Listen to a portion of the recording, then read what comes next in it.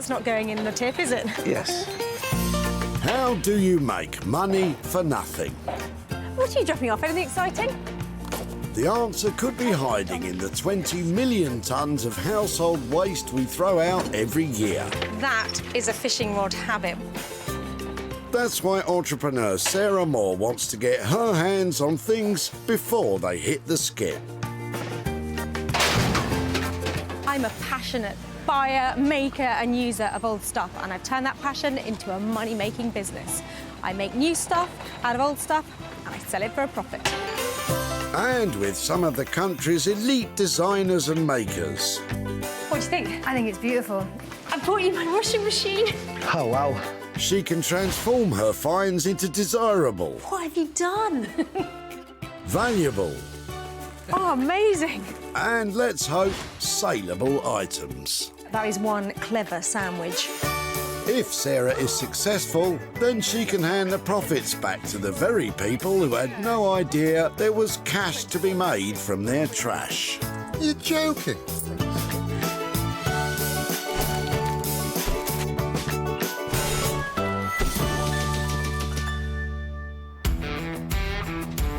Recycling centres, the final resting place for all rubbish.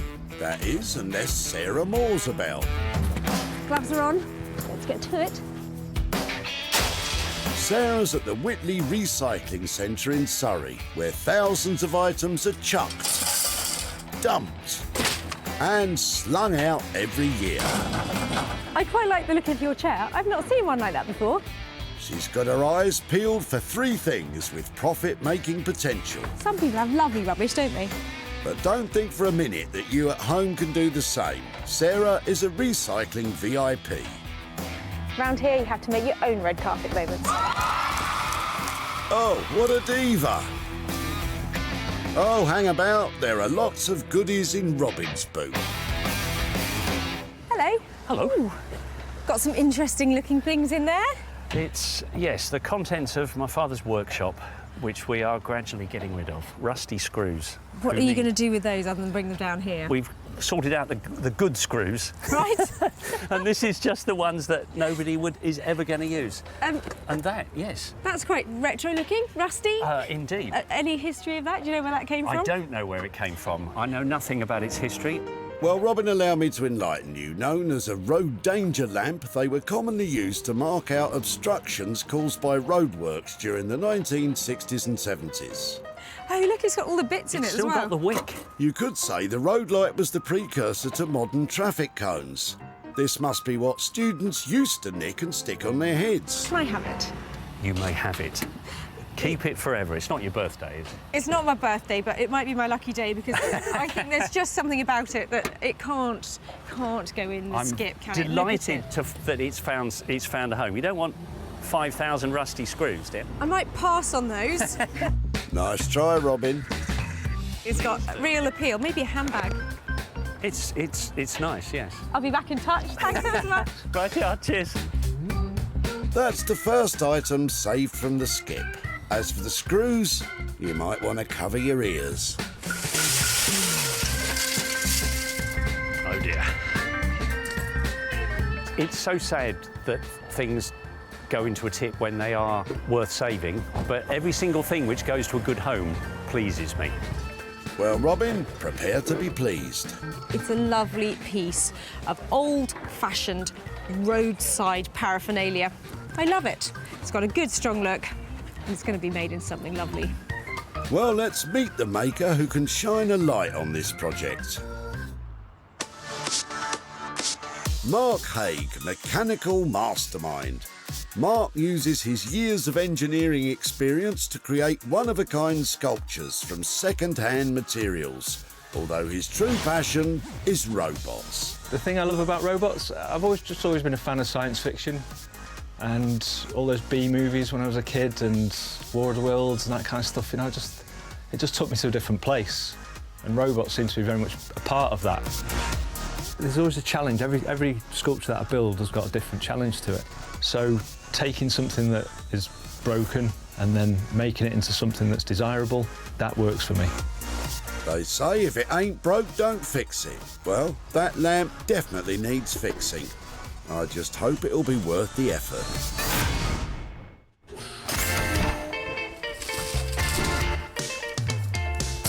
That's one item set aside, ready to be renovated. Sarah's back on the hunt for the remaining two. Rubbish, rubbish or rubbish? And all this rummaging has made me hungry. Is it almost time to stop for lunch? So what's on the menu today then? Large prawns, hog roast, river beef? Definitely not. It's reusing, recycling and rescuing that rubbish. I hope that still comes with a pud. Well, no time for that now. Sheila looks like she's got something that Sarah can sink her teeth into. Hello, are you waiting for a hand with your sofas? Yes, we're just wanted to know where to put it. Well, they would, I think, go into landfill, but I think they look immaculate. How long have you had them? They're not mine, they're my mother's. OK. My mother's just died. Oh, I'm sorry to hear that. Don't worry. Gosh, didn't she keep her sofas in such beautiful condition? Do you know when she would have bought it? Looking at it, I would think about 70s. 70s. Yeah, I think it's got that vibe. My children were going to find somebody to have them, but they said they didn't think they'd like the colour. Oh, really? Well, they know nothing. So This is definitely this year's colour. It's a very this spring green is very Is it really? in the moment. Yeah, it is. That's right, Sheila. Believe it or not, the colour of your sofa is very in vogue. It's a chic settee, a trendsetter. That is until next year, when the in colour will be, I don't know, purple probably.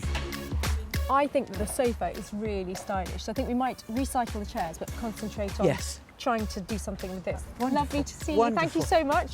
Thank and is you. it on wheels? It is, and it's very, very heavy. Thank you so much. Sarah is sliding away a settee. Are you happy with that, Sheila? I'm very, very pleased that you are rescuing my mother's old settee. And what are you going to be doing with it, might I ask? I don't know. Sarah? I mean, what's not to love? Fantastic green cut velvet 1970s sofa. OK, it's not going to go into everybody's house just the way it is, but it's got great style and heaps of potential. And with heaps of potential, Sarah will need heaps of help. The Bristol Upholstery Collective is a maker's space that welcomes all with a shared passion for upholstery. Founded by Leanne Treadwell, this group of legendary ladies put their heads together to create furniture that has to be seen to be believed. What I enjoy most about the creative process is a collaboration. I love to chat about a good idea and then also to just get going and see where it ends up. It's more of a kind of, let's just get going and see what happens. That's what I really enjoy. There certainly is a lot of talent in the room, but will there be enough to update that old thing?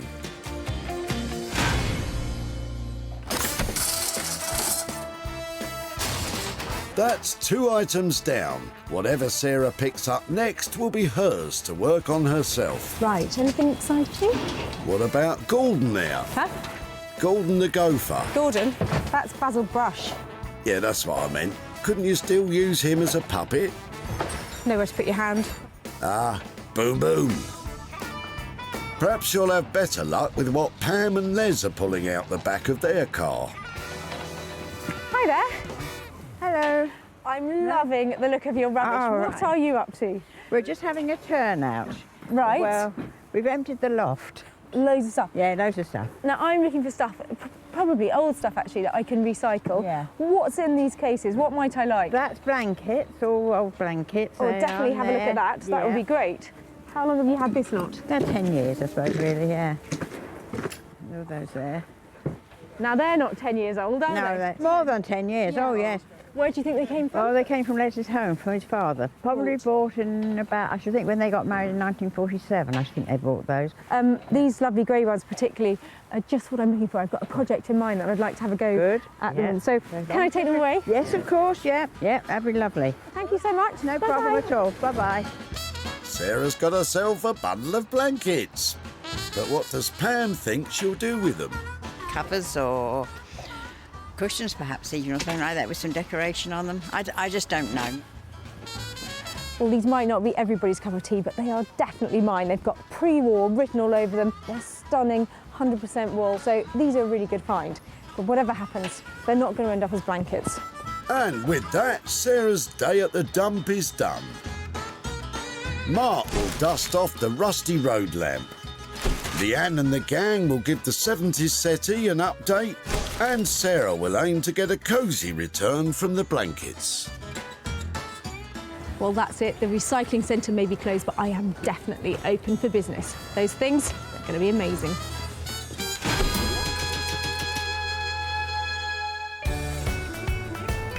It's a beautiful sunny day in glorious Manchester. Everyone's out in their shorts and t-shirts having fun in the sun. So where better to spend an afternoon than a dark, dusty garage? Robot maker Mark is waiting patiently for our lady with the lamp, Sarah. But how will he feel about her dumping her junk on his doorstep? As you see, I'm fine with junk. I'm happy to take anything and repurpose it so it's got a life beyond the script. Good man. Well, what would you do with one of these? It's obvious. Take it to the robot maker. Well, it's not what I would do with one of those, but then what do I know? Mark? Hiya. Hello, Sarah. How you doing? I'm all right, thank you. How are you? Yeah, good. Looking nice and minimalist in here. More stuff. I can't turn it down. Good, because I've got another little gem for you. I wouldn't call it a gem. Oh, no, come on. It's got character. Look, I thought it looked like Elvis. What do you reckon? It's got a quiff. Oh, yeah. Yeah, a rock and roll robot. You ain't nothing but a hound dog. Oh, sorry. Now then, I'm going to struggle to make this something that goes in someone's house. So maybe this will end up being some kind of exterior thing. How's this sound, right? You know the security lights that you get, the solar powered? Yeah? How about put one of those inside and then I wire the detector to the outside, Right. put some legs and some arms on it so it stands up, it's in the garden, and it's a cat detector. I'm not sure that cats need detecting, Mark. A cat burglar detector, though. Now, that would work. So it could be for detecting somebody out the front of the house. It could be going down the alley, anything you like. Love the idea of a detector. I love the idea of him lighting up again. Have you got a price in mind? How does 120 quid sound? I think that's all right. If you can get it closer to 100, that's great, but I think that you're going to create something cool. All right, see you then. Bye. I guess Sarah would just have to build her own Elvis robot then. So this little guy is going to be interesting, but yeah, I'm looking forward to the project. Well, a trip to the robot factory is never dull, is it? Just really looking forward to seeing exactly what it is that comes out of these doors. Mark has a budget of £120 to make the security light, but would it have been better off as a rock and roll robot?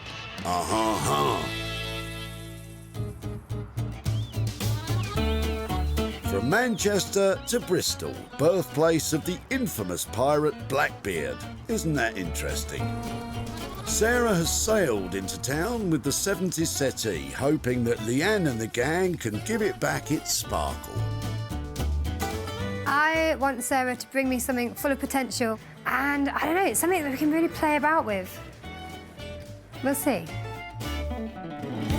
I'm really excited about this because I think my sofa game is strong here because it's got so much going for it. I just hope Leanne can see its potential. It's good and heavy, which always means it's nice and well made. What do you think? I think it's beautiful. It's got such good features to make the most of. I've never seen this curved sort of 70s style before. It's gorgeous. So there's loads of 1970s stuff going on, heaps of colours like oyster and mink and mushroom that are out there. I have noticed that for selling things, though, it's got to be really individual. I would love to bring in an artist to collaborate with this one. Have you got any examples? Yeah. Go on then, show me what we've got. So we've got some things here. There's some really great colours in there. Those are ferocious, Isn't aren't it? they?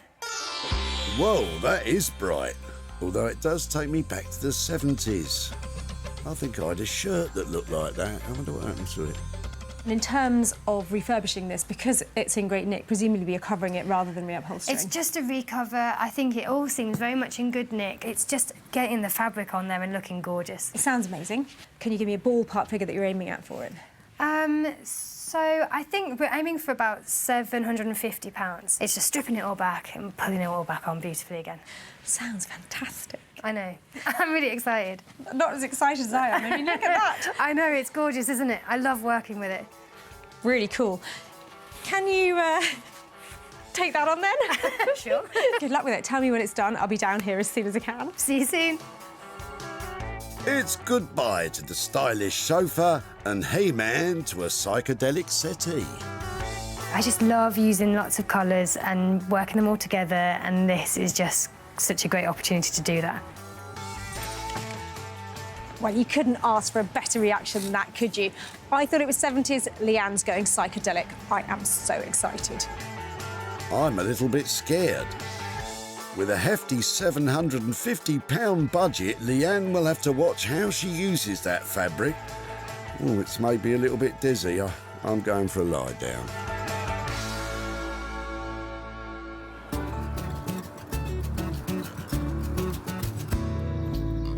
While Mark and Leanne crack on, in Sussex, Sarah is back home with the bundle of blankets. After a quick wash, they've come up smelling of roses. Sarah, what's the plan? So the plan is to turn these basic blankets into beautiful throws that look lovely on the end of the bed or chucked over a sofa. So I'm going to use my shrunken jumper collection. So my plan is to put little bits of jumper, little snippets, spread all the way across them to add texture and colour and interest. With the addition of some shrunken jumpers, the blankets will become throws, somehow. So I'm going to snip little bits off these shrunken jumpers and stitch them in lines across the blanket. If, like Sarah, your woolen jumpers have shrunk, there are methods you can try at home to unshrink them, using baby shampoo or hair conditioner. I hope this one wasn't a present. Or if you didn't like the jumper in the first place, shrinking it is a good excuse to get rid of it. Hey, that one was from me. So I'm channeling hygge. You've probably seen it in magazines. Well, not in the magazines I read. Basically, it means warm, cosy, lovely, homely stuff that gets you through the winter. Hygge comes from the Norwegian word meaning well-being. It's described as a quality of coziness and contentment, like a big cuddle. I don't really know what I'm doing, but I'm going to sew a few bits on. See how they look? Sarah begins to sew the bits of jumper in a line down the edge of the blanket. I'm thinking about these lovely tulip colours and hoping they translate well onto the fabric here. She plans to repeat the process again and again with bits of coloured jumper until it creates the look she's after. I think that really breaks it up nicely. Can you hear something? Can you hear something? Bramble! Here comes trouble. Now, Bramble, these are not doggy blankets. Step slowly away from the blankets, Bramble. Good dog. So because of my washing accident and the fact that I washed these too hot, I've actually managed to felt the fabric a bit, so it's not going to unravel when I stitch it in place. So if you do want to do it deliberately, just put it on a hot wash for a couple of times and you should start to get that lovely matted, soft feeling on the wool. Now, if you're planning to do this at home, please check with the jumper owner before ruining it. This is going to take ages. Well then, let's step it up a gear. Wow, look at her go. But even working at twice the speed, this is still going to take forever, considering that she's not even started on the other blankets yet. Why don't you go and see how the others are doing? You read my mind. So far, Sarah's spent £10 on bits and bobs to do up the blankets. If she can make them saleable, there's a chance of making a good bit of profit.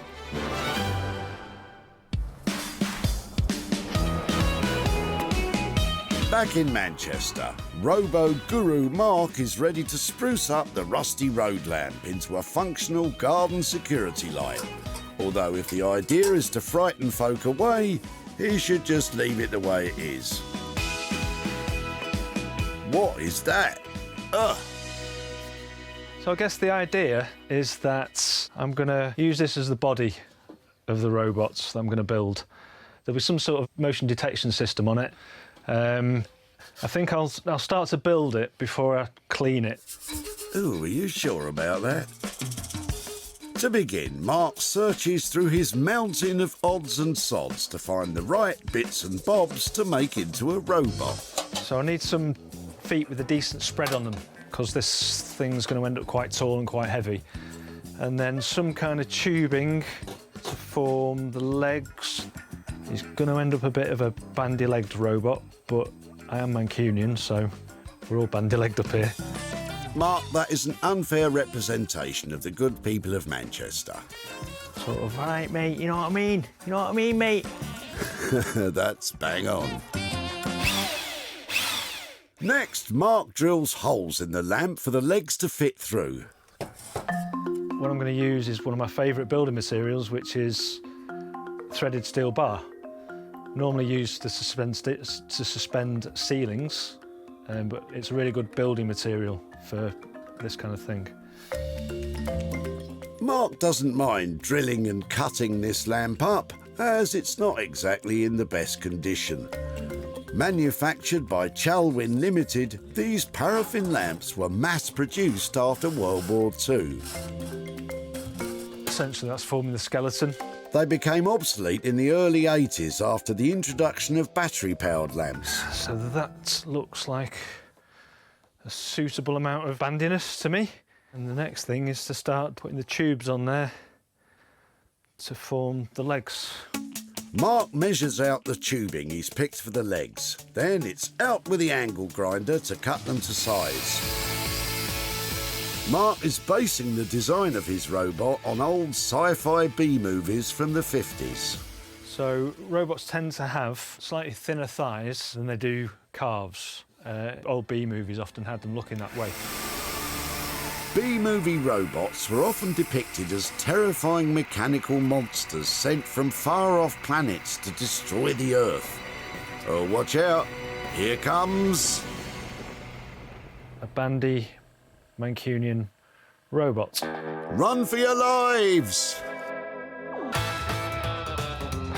Happy with the legs, Mark moves on to the feet, which he's making from old loaf tins. OK, so that's the feet drills. Mark's little robot is coming along nicely, but he hasn't yet thought about how to turn it into the functional security light he promised Sarah. Can't be that hard, can it? While Dr. Mankinstein tackles his creation, in Bristol, Leanne and the gang are preparing to spread some psychedelia on this stunning 70s settee. So the sofa is 1970s, so we're going to have to replace the foam to bring it up to fire regulations. But it's in really good nick. First thing we're going to do is remove all these cushion covers and we'll get stripping back all this fabric. We're going to be able to stay in budget, I think, with this one because actually there's not that much structural work that needs to be done. Everything else is just fabric and recovering. A simple cover job. Leanne should know by now that when it comes to old furniture, nothing's ever simple. Charlotte, you up for this? Come on, give us a hand here. To strip the sofa down to its frame, Leanne has brought in Charlotte to lend a hand. It's sticky! Although just getting the cushion cover off seems to be giving them bother. Leanne, if you do it straight away, I'm going to cry. It is, isn't it? There we go. And they're off. Next, Leanne starts to remove the dangly fringing round the bottom. This fringing is the original for the sofa. It really complements the style of it. This kind of decorative edging is called bullion fringe. Traditionally gold or silver, it's now available in a whole host of colours. Made by twisting lengths of thread, it gives a dramatic edge to your seat that was all the rage back when this couch was created. Get my staple remover. With the trim off, the ladies begin the arduous task of removing the staples pinning the fabric to the frame. Oh man, gone to town. They really have. But whoever upholstered this sofa wasn't shy with the staple gun. A lot of staples to remove. It's going to take a little while, I think, to get all this off. Staples, as opposed to traditional tacks, have been commonplace in upholstery for decades. It'll be fine, don't worry. Some upholsterers prefer them over tacks as they leave only small holes in the wood and don't require constant hammering, which can weaken more fragile pieces of furniture. And we have another layer of fabric underneath. The downside, though, is that people don't hold back, firing them in with little regard for the poor soul who has to pick them all back out again. I reckon they put more fabric on here just so they could use more staples. OK, we're getting somewhere. As Leanne and Charlotte soldier on, Ellen is busy at the sewing machine. I'm just wrapping this piping cord in this lovely green fabric, and we're going to use it as a little accent around the cushions and around the arm caps, just to add a bit of detail. The new green piping will, she hopes, complement the bonkers fabric the ladies plan to use. All that seems a long way off, though, as the staple removing has set them back quite a bit. Oh, and it looks like Charlotte's had enough. Let me guess. Status update will be sofa emoji, staple emoji, sad face. Back in Sussex, Sarah has been busy sewing her socks off and her jumpers to beautify the bundle of blankets. But has all the effort been worth it? And, more importantly, has Bramble been a good dog and stayed well clear? Well, it wasn't how I thought it would turn out, but I think it's all right. All right, I hope you're being modest. When Sarah saved the blankets, the only things cozying up to them were the moths. But now they will warm the cockles of your heart as a pair of decorative throws. Sarah's clever use of old jumpers has given the pale, plain blanket a burst of colour and personality, topped off with a floral trim, made from yet more unused materials. Sarah has embroidered one of the grey blankets with autumnal flower clusters, leaving most of the lovely soft wool on show. It's a simple, if time-consuming way to update bygone blankets. Well, I think I've pretty much achieved what I set out to. I've got 2 blankets here that I hope are going to look great on the end of a bed or on a sofa. And I've also got the 3rd blanket, which is washed, soft and ready to sell straight away. 3 beautiful blankets ready for retail. What could be simpler? Bramble? No. Bramble off! Bramble off! Quickly! Off! Bramble! Down. That's really naughty. Oh, you cheeky poppy. You're supposed to look at them, not climb all over them. Bramble, those blankets had better be OK or you are in big trouble. I don't think that's affected their value. Just as well. Oh, how could I stay mad at that face?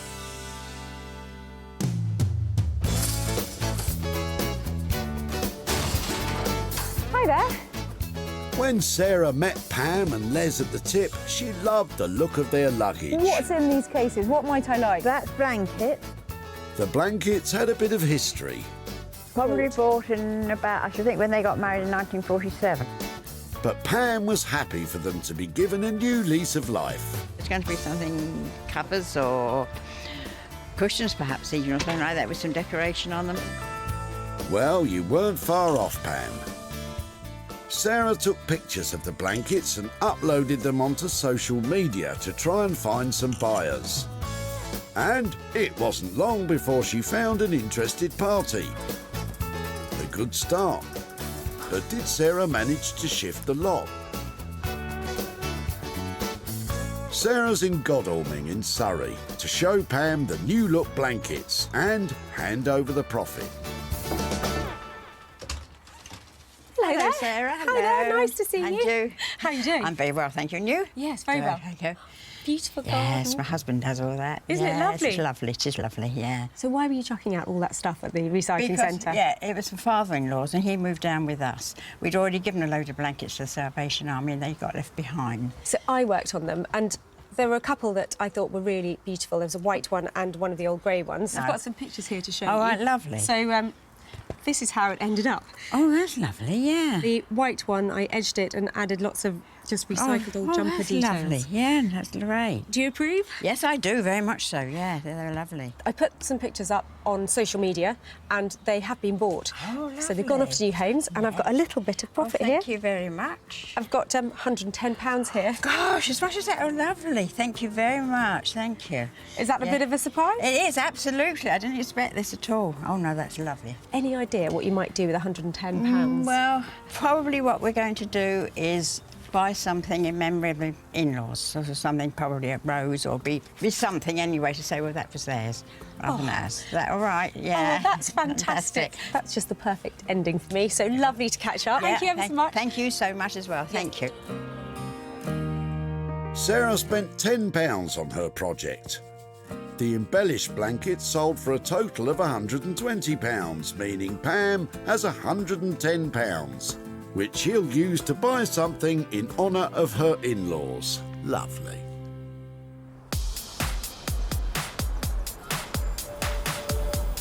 Sarah has proved that she can pull in the pounds with her own project.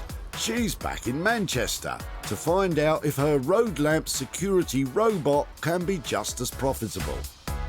Mark's giving his rusty friend a once-over, but has he managed to make it light up once more?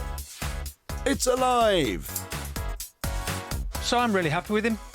I had to make a few changes, but I think as a sculpture, it's pulled together really nicely, and I hope that Sarah likes it. Well, my retro road light was only going in one direction before Mark got his hands on it, and that was skip bound. So I'm hoping he's given it a new lease of life, put it back on the map. Sadly for this road lamp, its flame burnt out long ago. But with some 21st century technology,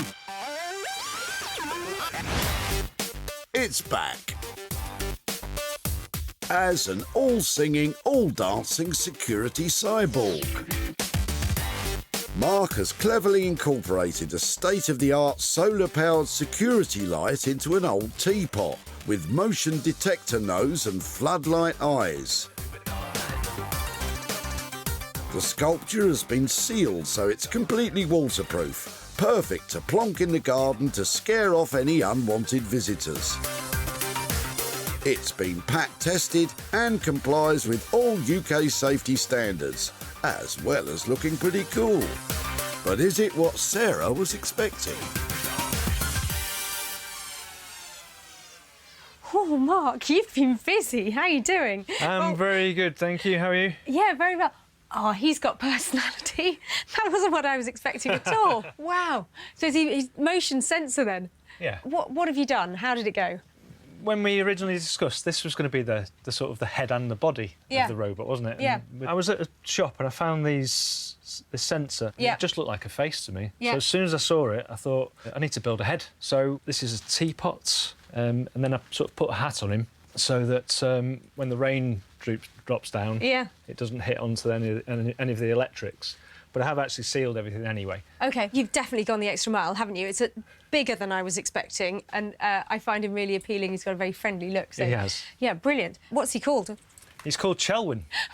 As I said that, I saw that. I know exactly what he's called. The robot gets Sarah's seal of approval, but a lot of extra work went into it.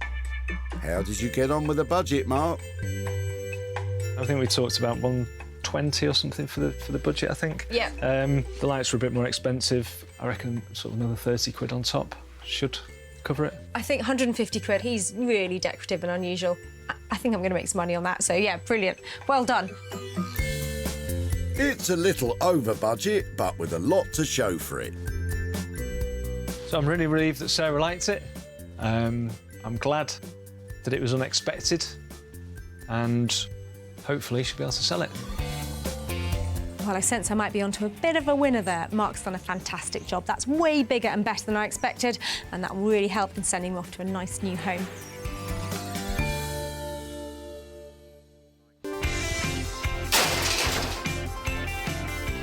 Got some interesting looking things in there. When Sarah first clapped eyes on the road lamp, it was sticking out of Robin's boot. The contents of my father's workshop, which we are gradually getting rid of. It was of no interest to Robin. Do you know where that came from? I don't know where it came from. I know nothing about its history. So Sarah took it away, and that was just fine with him. Every single thing which goes to a good home pleases me. Sarah wasted no time in finding her new flashing friend a home. She sent out pictures online and waited for interest to grow. But did she find a buyer? Sarah's in Godalming in Surrey to catch up with Robin and show him what became of his road lamp. Hello. Hello. How are you doing? I'm fine, thank you. Nice I'm to fine. see you. You too. I said I would come and find you again if there was something to be done with your old road light. Oh, the lamp, yes. Yes, indeed. Well, I'm really lucky because I work with some great people, and one of them is called Mark, and he's based up in Manchester. So would you like to see how it ended up? I would. Go on. You look like you've got a sense of humour. Are you ready? I'm intrigued. Meet Oh. Chalwyn. Oh, that's lovely. Chalwyn is a security light. That is extraordinary. So he's wired up to light up when he senses anybody nearby. So what do you think of that? I think that is absolutely fantastic. Yeah. Magnificent object. We shared pictures of him and he has been sold. So I've got a little bit of money here for you. I've got £50 here for your old traffic light. Well, thank you very much. Thank you. An absolute pleasure. Any idea what you might do with it? I think it'll go to the local Lions Club. My wife's done some work with the Lions and I'm sure they will make good use of it. Well, that's fantastic. Thank you so much. It was really lovely to see you again. Cheers then. Bye-bye. Thank you. Bye-bye. Mark's final costs came in at £150. Sarah sold the security light for an impressive £200, leaving Robin £50 to donate to a charity that helps people in his local community.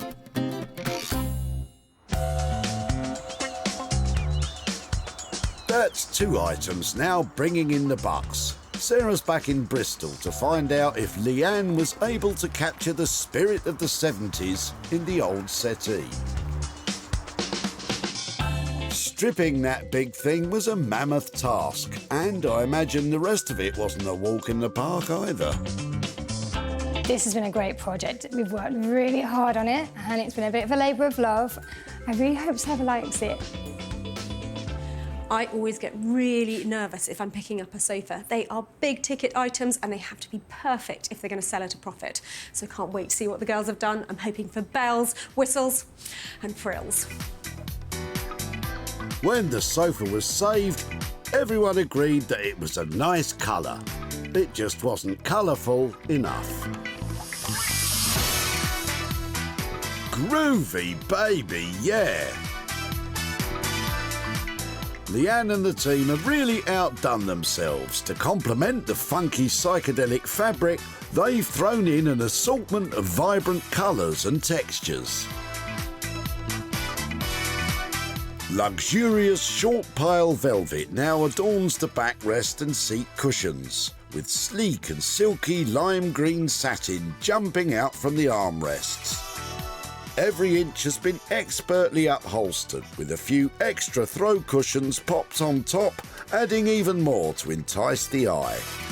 This isn't a sofa, it's a time machine, and the dial is set for disco. Leanne? Hey. Hello. Oh, I want to say things I'm not allowed to say. Look at that! How are you? Oh my goodness me! That's stunning, isn't it? It's literally giving me goosebumps. Can I have a look round? Yeah, sure. Oh wow! Well done. It's exceptional. Really good. Have you sat on it? No, we should give it a try. Come on. I'm going. Oh, brilliant! It's really beautiful, comfortable, and these and the whole thing and this velvet. Right, Sarah, I think you need to chillax. Yes, it's a lovely sofa, but you've not heard about the money yet. Did you get anywhere near the budget? Because I think you had 750 quid on this, didn't you? Yeah, it came in on budget. result. It's really cool. I love it. Let me look round the back. Yeah, Dee. Right, Sarah, one last look and that's your lot. Oh my goodness me, I want it. Well, you can't have it. Time to say goodbye to the sofa. That went really well. It was so lovely to see Sarah's reaction. She loved it. I just really hope it sells. Well, they've absolutely nailed it, haven't they? That's got bells, whistles, frills, and I am thrilled with it. Plenty of potential profit in it too. That's a cracker.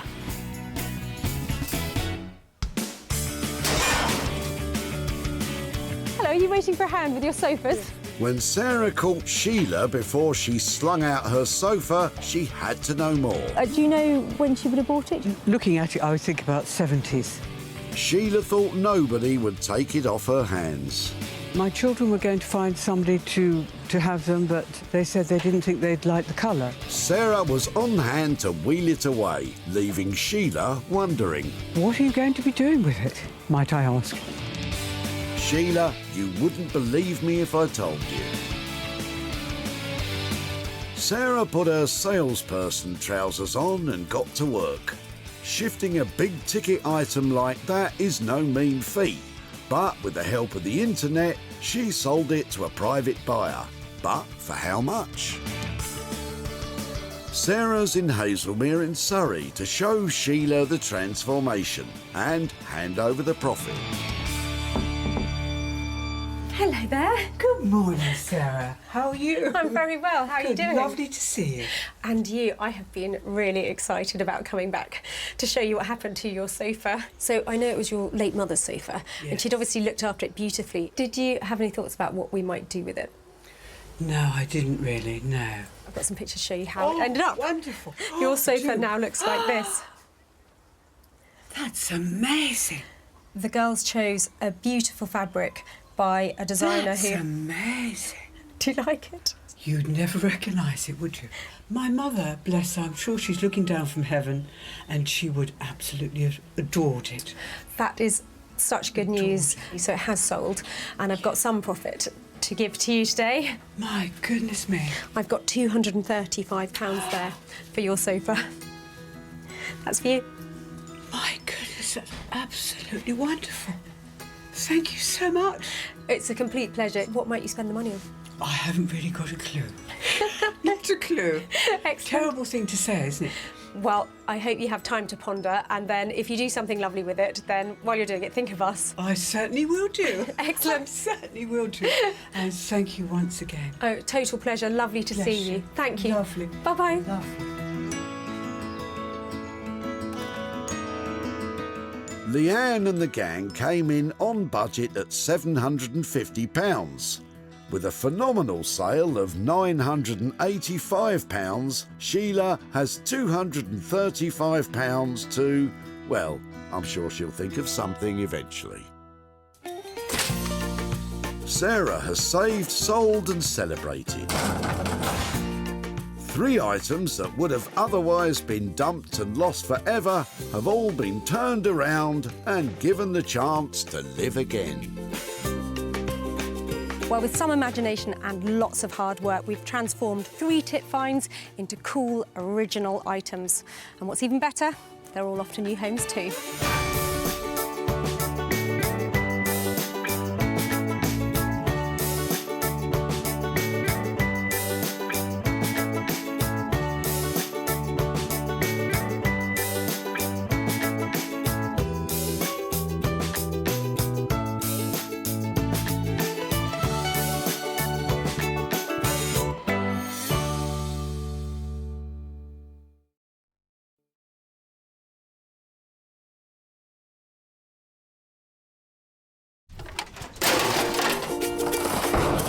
It's like waiting for the ships to come in, isn't it? How do you make money for nothing?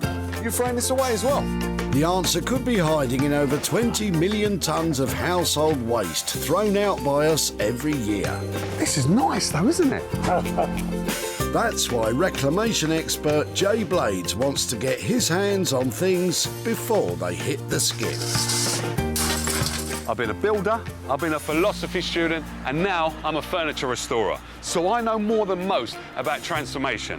I revamp the old into the new and then sell it on for a profit. And with some of the country's elite designers and makers. They do need a little bit of fixing. Yeah. A little bit of love. He can transform his finds into desirable, Wow, this is amazing. valuable, That's unbelievable. That's your door. and hopefully saleable items. You've done a brilliant job, mate. Brilliant job. If Jay is successful, then he can hand the profits back to the very people who had no idea there was cash to be made from their trash. I wasn't expecting that. No. Dear me.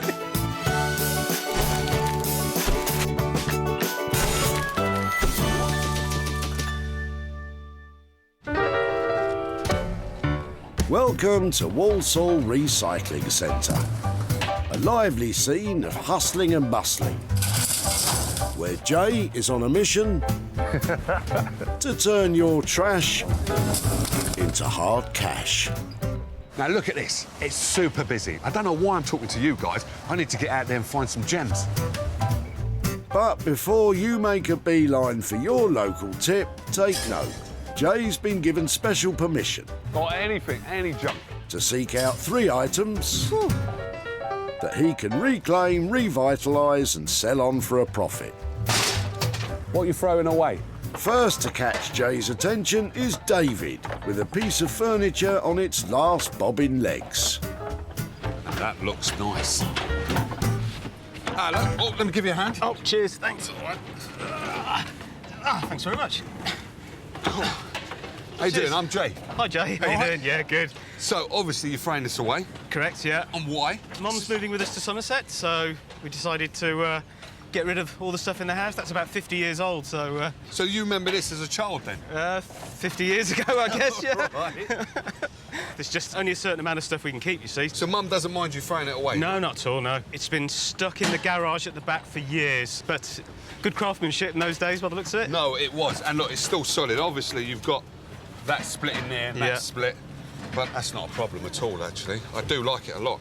Would you mind if I was to take this? No, please help yourself. And I'll keep you posted on what I've done with it. Yeah, Is that all right? Yeah, that'd be great. Thank you. You're welcome. It's diamond. A jewel of a find indeed, Jay. So, David, any thoughts on what the future may hold for your mum's table? Bit of modern chic? What do they call it these days? Distressed chic or something? I don't know. I'm sure he'll do a good job. Well, thank you for your vote of confidence, but here's hoping it won't be too distressed. Now, it's not every day you come across an oak table. Now, this table is lovely. The features on it are to die for, but it's got a naughty crack right down the middle there, and also on one of the drop leaves. But I'm a great believer in bringing things back to life, and I think I know someone who can help me out on this one. And that's someone that Jay's invited to the table. Daniel Heath, the Renaissance man of rubbish. Daniel's passion is to take unused materials and make them sing. There's a point in the creative process where you kind of have this eureka moment. It's a painful process of trying to extract an idea and put it into some visual that works. I like to think that the limits are only temporary for what we can do, and I get really excited by new opportunities that I haven't really even thought of until they come along. Well, Daniel, if ever there was a table crying out for a new lease of life, it's this one.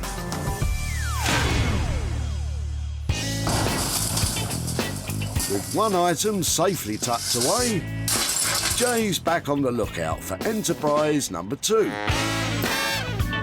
And he's feeling pretty lucky today.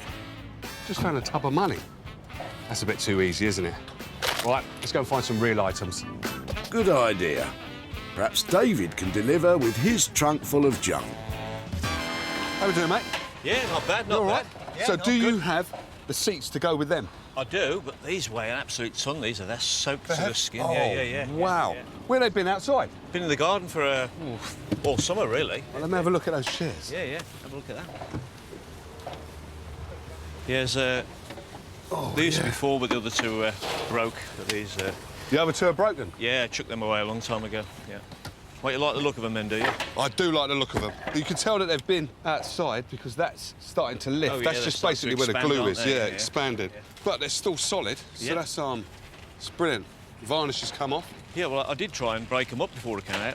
I couldn't break them, so I just chucked them in. Well, that's a like good that. sign. You couldn't break them. Yeah, That's a really good sign. So how long have you had these chairs then? They haven't always been outside, have they? God, no, they were in the house for many years. God, I've had them 20, 30 years, something like that. In fact, these came with my second wife. And she doesn't mind getting rid of these? She helped me load them, actually. So, Oh, yeah, she yeah, helped you load them? Yeah. So it's all right to take these? Absolutely, yeah. I'll stay in contact with you and let you know what I've done. Yeah, Is that'd that be all great. right? Yeah, I'd be interested, yeah. Diamond, Okay. sorry about the wet hand. That's all right, not a problem. Right. Yeah, you're welcome. I'll be back for those seats as well. OK, I'll get those out for you. Cheers. Thank you, kind sir. But what do you think he'll do with them? I'd like to see them back and functioning, to be honest. They only got rid of them because they didn't fit anymore, you know, and we had a new table. Yeah, I'd like to think somebody can sit on them in the future, yeah. So 4 would have been a lot better, but 2 is better than none at all. I think in the right hands, these are going to look amazing. And Jay has 4 hands in mind that could be perfect. It can only be Katie and Richard. Husband and wife team Katie and Richard not only have love for one another, but also for creative reclamation. And they're sharing it with the world. Their passion is to take unused and unloved items and make them sing. I do have a tendency to go quite crazy, and maybe a little bit crazier than you, that'd be fair to say, and you're good at reining me in. Our skills are sort of complementary, I think, Yeah. as well, rather than overlap, so Yeah. we don't tread on each other's toes. It's very egalitarian, as long as he does what I tell him to do. I think it's all right, isn't it? It works well, yeah. She's in charge. Well, someone will need to be for this challenge.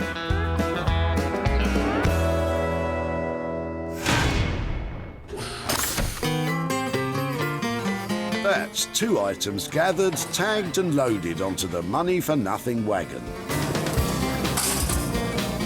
Now it's time for Jay to chase down his own pound-making project. I did it all by myself. And he's making himself useful along the way. Good man, Jay. There we go. lift it high and dry. All right. One good deed deserves another. Could Lee's boot full of junk be music to Jay's ears? No way. How we doing, mate? Yeah, okay. Yeah. Don't tell me you're throwing these away. Yeah, throwing these away. Why? It's been in the shed for too long now, so just going to get rid. These are nice, solid items, these are. Did you used to be a DJ or something? What? Yeah, about 9 years ago, and I just stopped. What's in this one? Are you throwing that away as Yeah, well? throwing that away. It's empty. It's just a flight case. Flight case? Yeah. So what used to be in there, then? Just turntables and mixer. Both sides. So this is redundant. Oh, blimey, they're heavy, aren't they? So what music did you used to play then? A bit of funky house, speed garage, a bit of everything, really. You must miss it, though, eh? I miss it, but it's having the time. Yeah. You grow up. You grow up, yeah. Work, get a job. And why are they so heavy? Is it because of the speaker that's inside I'll it? do edges ago. There's a massive magnet in there anyway. So. Oh, there's a magnet in there? All right. OK. So, if it's all right with you, can I take them, yeah? Yeah, it's fine. Sure? Look, it's going in there anyway, so yeah. All right. Well, I'll probably be able to turn these into something, and then I'll stay in contact with you and let you know what I've done, yeah? Yeah, that's fine. Good on you, man. But you've got to give me a hand with these, because these are too heavy, man. Blimey. A little less complaining, please, Jay. A great find, though. What do you think's in store for them, Lee? Be interesting to see what you can do with it. Can't see what you can do with it, but it'll be interesting.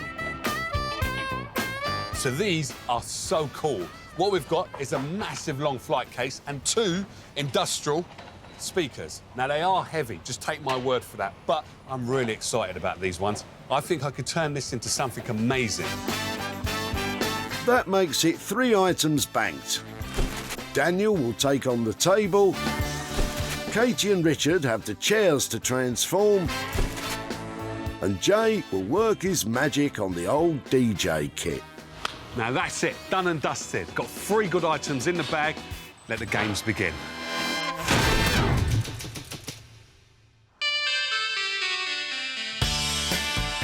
Stratford, East London.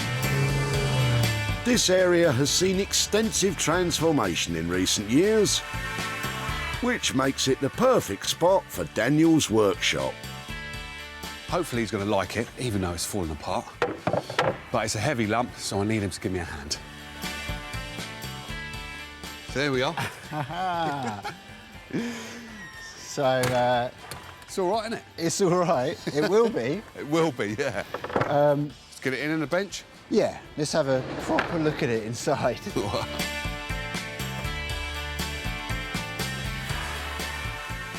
Alrighty. Okay. Can do something with this? Yeah, just, well, we managed to get it in here without it falling to pieces. Yeah, anything so that's more. Encouraging. Well, this side looks like it's going to fall apart at any time. Yeah. So it's the individual bits of timber that are just separating from each other, aren't they? Yeah, that's all it is, really. And they're not split. They're good bits of wood. The idea that I was thinking of is just having one of your lovely prints on top. So you coming up, because when it is all glued together, you've got kind of like this beautiful oval shape, which would be quite nice, I think. It's a nice... Look at that. That's a big shape, isn't it? Yeah, it's a nice surface area, for sure. Lovely. Yeah, OK. But you've got to do the work, and then you've got to kind of fix it as well. Yeah. I think I should probably think of them as two separate activities. Right. Sort it out first. Yeah. And then add something to it. Yeah. But yeah, there's loads of... You've done well, because there's... Oh, you like it? Yeah. Oh, cool. There's flat surface area. Yeah, there and is. And there's lots of it as well. Yeah. Excellent. Daniel likes the table, but will Jay like the budget?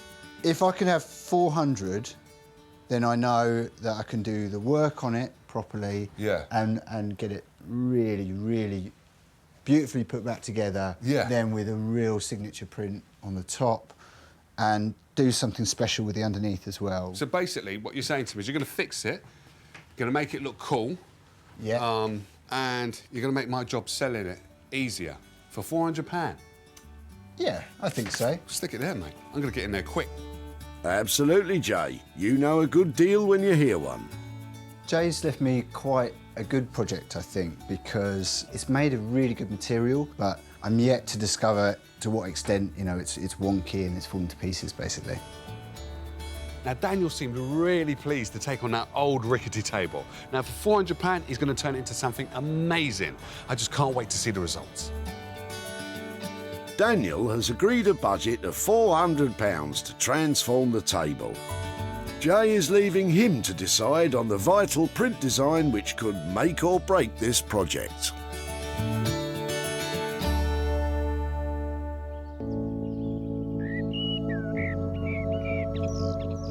The charming county of Monmouthshire in South Wales. The ideal setting for husband and wife team Richard and Katie to lose themselves in the art of reclamation. I'd really like for him to just bring something that's just totally overlooked, really dilapidated and a bit sad and just needs a bit of love. Yeah, something that's a bit sad and lonely, lived a long life but is now on its way down, and we can give it a lift, rejuvenate it. Forget about the chairs. I'll be right over. I'm in sunny old South Wales and I've come to see Katie and Richard. And I've brought them along these lovely teak chairs. Now, they need a bit of fixing. I'm sure they can handle that. Let's go and see them.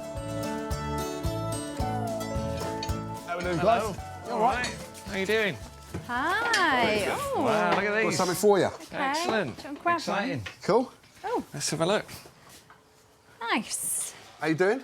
All right. Hi, Jay. How you doing? I'm very good, actually. Good. That one goes up there. How you All doing, right, sir? mate. Yeah, very well. Good to see you. Interesting. They are interesting. Yeah. And I thought they'd be right up your street, to tell you the truth. They do need a little bit of fixing. Yeah. A little bit of love. Yeah, just a little bit. Well, cosmetically, they look a bit tired. They are a bit tired. But they're still a form of a chair, which is a good start, isn't it? Yeah, lots of potential there, I think. Lots of potential. Some lovely shape as well. I like this. This is really interesting detail. So what I was thinking, that you guys could just cover these over and, spruce them up a bit. But obviously, I'm here, so it's your ideas, really. Strip them back first, Yeah. I think. Sand them down. Right. See what's going on underneath. Yeah. And then... And what do you think? reseated, I think. Obviously, new fabric, but it might be nice to really get them a little bit more padded as well, make them super comfy. And this might be beech, I think. It looks like a... No, I think this is teak. Oh, is it I think we've got teak? teak here. Yeah. Oh, Which is nice. Really nice. Yeah. So, it brings me down to budget. How much are we talking? What do you think?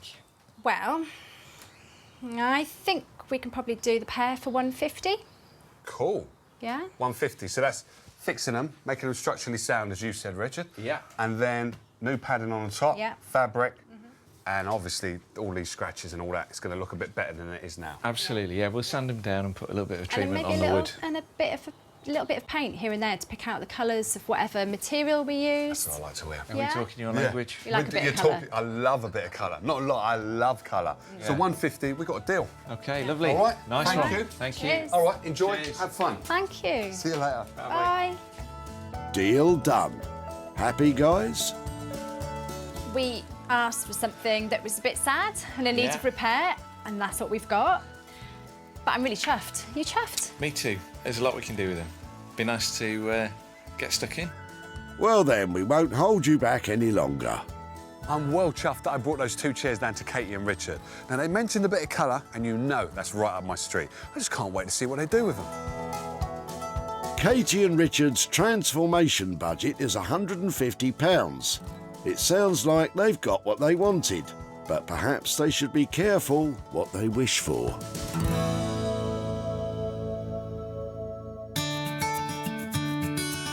Wonderful Wolverhampton, the creative hub that Jay calls home. The man himself is at his workshop and is raring to get started on the old discarded DJ gear. It's a nice little DJ set, this is, but its partying days are well and truly over. What I'm intending on doing to this is turn it into a luxurious dressing table.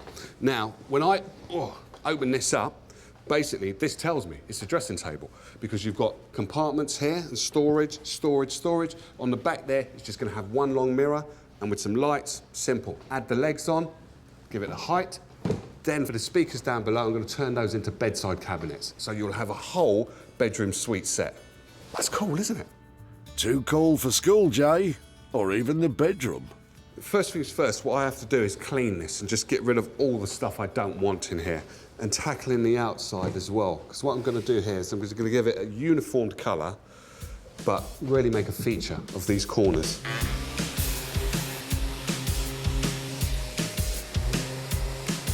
That's the exterior prepared. What's next?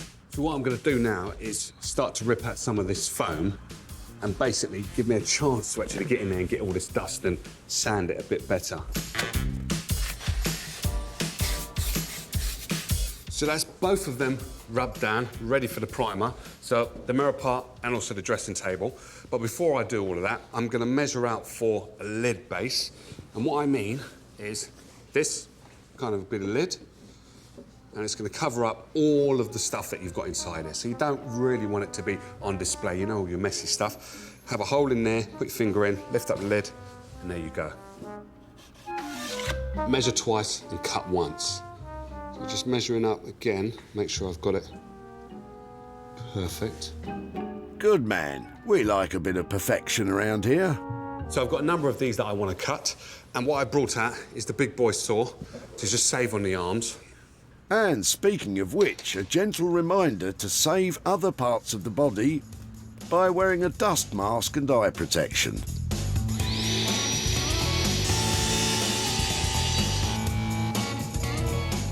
So I've got all the sides cut, and now just slotting them in place, because this will be a perfect base for the actual lid on top.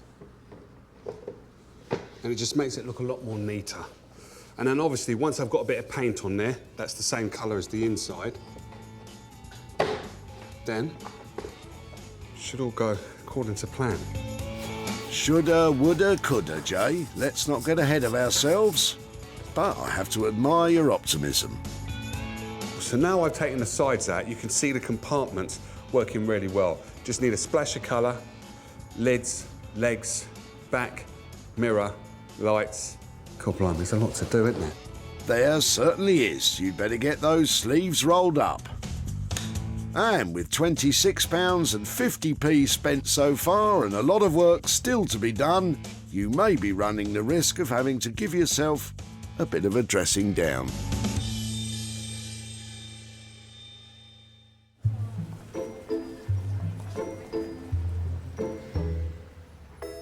Over in East London, Daniel is about to get cracking on the oak table. What's the plan? I just basically need to fix it, shore it up, and then I can start to do some really interesting things with it as well. First things first, the tabletop needs to come off so it can be repaired. So what I'm going to do now is get the middle pieces together and mark out where I'm going to drill and put the dowels in. I'm going to use a wooden dowel. Wooden dowel pins are used to reinforce joints and support shelves. But first of all, I've got to mark where I'm actually going to put the dowels in.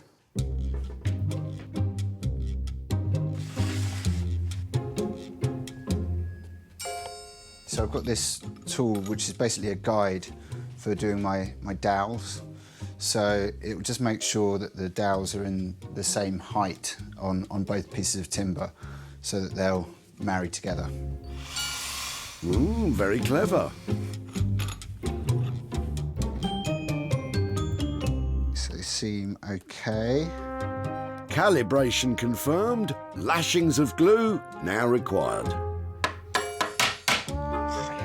That feels good. I'm pleased with how it's come together. What I need to do now, you can still see there's a gap, and that's where I'm going to use these ratchets to basically ratchet these so that they're joined together, and they should hopefully end up with a really, really nice join. With the tabletop set aside to dry, Daniel turns his attention to the legs. It's really satisfying. It's so nice to see a man happy in his work. Great. So far, this table doesn't appear to be giving Daniel any problems. I'm just going to show you one small part of this kind of process that I'm going to do to it that's going to transform it. And I'm going to apply gold leaf to these sections here. And the first thing that I need to do is I need to apply the glue to the surface that will stick the gold leaf on. Daniel is brushing the glue into all of the creases and folds of the bobbin legs to ensure an even coverage when the gold leaf is applied. Stick it all the way around. So as you can see, it's a really time-consuming process. Time-consuming and fiddly, you say? Nothing like a little pressure to help get the job done.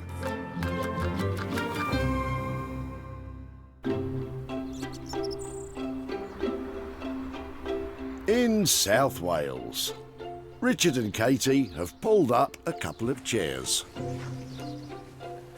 Right then. What's on the agenda for today, guys?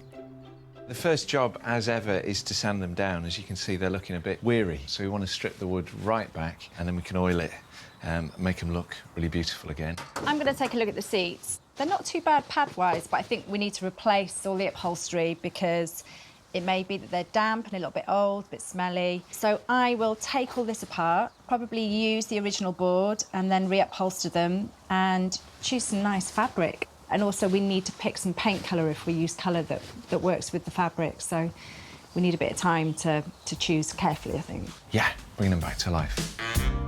Sounds good. But it's quite a to-do list. Best get started. Yeah, it's going.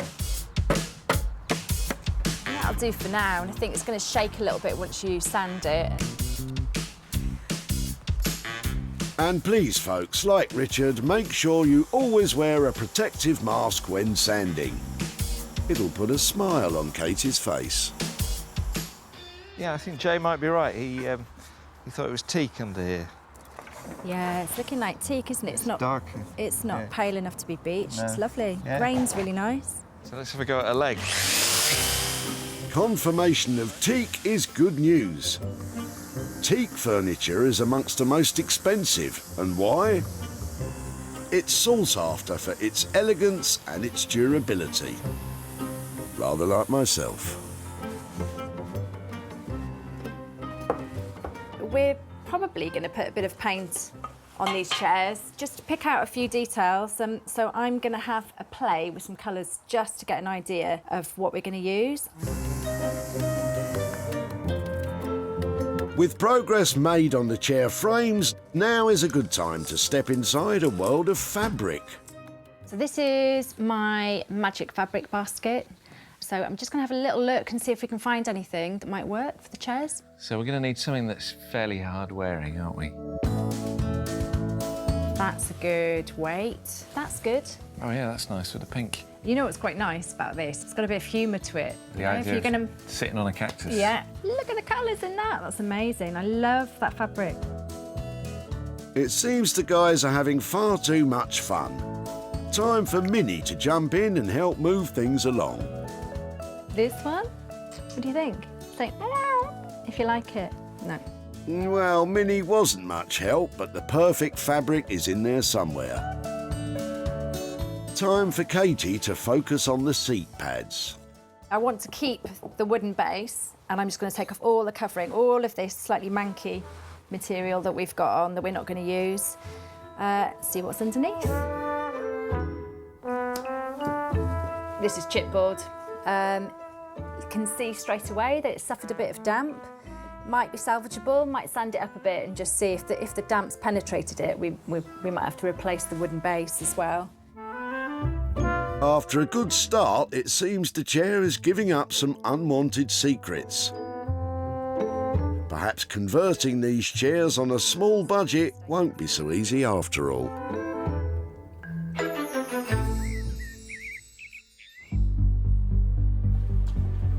While the artisans continue to work hard on their items, Jay is putting the finishing touches to the flight case. This is looking beautiful. When Jay rescued the DJ case from the skip, its party days were well and truly over.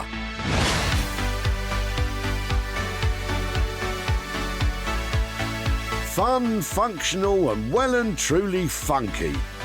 Jay's joinery skills have turned this from a cast-off case into a dapper dressing table. Standing on a set of sleek legs, it comes complete with new compartments.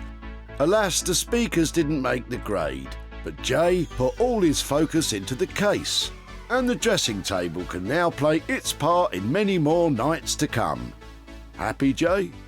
Now this has come out exactly the way I wanted it to. I had a few troubles along the way, but that's to be expected. I've never done a dressing table like this before, but I've got all the elements here. I've got a mirror, I've got compartments where you can store all your bits and bobs, and I've even got holes in the back for the hair dryers and all other bits. So, there's only one other bit. Let's put this down like that. The piece de la resistance, check this out. Goes like that. Bosh. Now that is cool. Very cool, Jay. Good work. When Jay met him at the tip, Lee was clearing out the remnants of his old DJ career. Did you used to be a DJ or something? Yeah, about 9 years ago, and I just stopped. You must miss it though, eh? I miss it, but it's having the time. Yeah. You grow up. You grow up, yeah. Work, get a job. Lee may have played his last record, but Jay tapped into the beat of his imagination and the rhythm of his vision. And the result? A bold and unique dressing table. The lights have been pat tested, ensuring that it complies with all UK safety standards. Now Jay is back in Walsall to see Lee and show him the transformation. How we doing? Oh, you're all right, Joe. You all right, mate? You okay? Yeah, very good. So, do you remember your, what was it called, your DJ set that you brought down? Yeah, yeah. So how long have you had that for? About... can't remember how long, but it's been in the shed for about 4 years. Oh, is it? 4 years? It was about, I think I've had about 8, 10 years. So your DJing days are over then?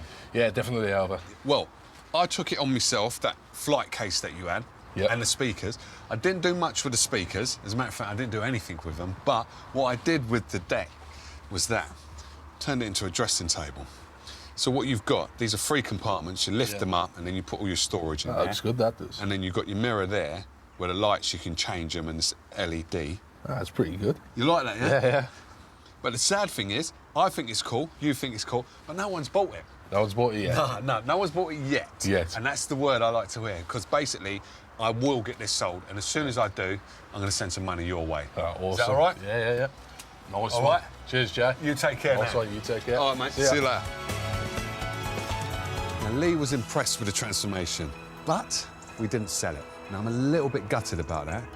Onwards and upwards, I'll get that sold. Jay spent £86.49 on materials. And although he hasn't had a buyer yet, as soon as he does, the profit will be making its way to Lee.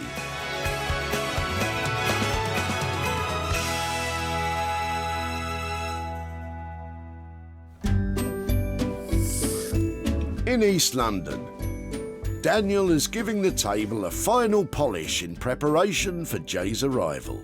Jay dropped me off a table that was in a bit of a state, so I think he's going to be really pleased to see it kind of put back together in one piece, and yeah, I hope he likes what I've done with it. Well, Daniel, we're about to find out. I'm here to pick up my broken drop leaf table. Now, Daniel said to me he's going to give me something special. I'm just hoping he's done that, and he's put the table together again. After years of loyal service, it seemed this table's dining days were over.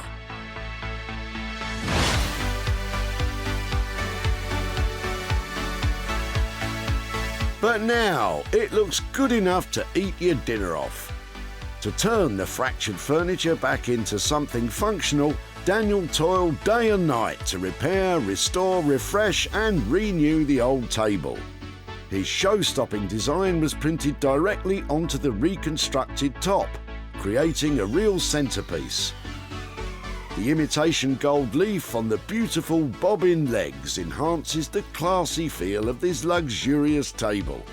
It's all back in one piece, but what will Jay make of it? Hey, Jay. Come on, man. Keep doing this to me. How are you? Yeah, I'm good. I'm pleased with it. What do you think? You've got to stop. You keep on lifting these levels up of your work, and you've got to give some of us a chance to catch up, mate. This is beautiful. The legs are making a statement, but the top is something else. So yeah. There's lots of different things going on in this piece. There's a lot. But what you've done is you've created a table which just looks light, and it's got so much movement to it. Like, I think it is beautiful. It's like a table in flight. Yeah, you've made a heavy table look super light, and the legs, come on. You know I love a bit of bling, and that is just... Well, I just thought, you know, these sorts of tables are quite commonplace, and I thought, well, why not do something with it? It's really fun, lifts it up, makes it into something completely different from the rest of them. So, yeah, gold leaf there. Gold leaf. It's quality. Jay's happy, but did all this quality add to the budget? Actually, it was fine because I haven't really done anything other than put it back together and paint it and give it a new look. No, what you're no, don't say you haven't done anything. Look what you've done to that. That's a work of art, mate. You've done a bit more than just putting it together. Yeah? That's gorgeous. But I didn't have to buy any new timber or anything like that. You know, the raw ingredients were there. Yeah. It just needed putting all back together and smartening up. Modest as always, Daniel, but Jay is absolutely thrilled with the result. Daniel has opened up the true potential of that table. I couldn't be happier.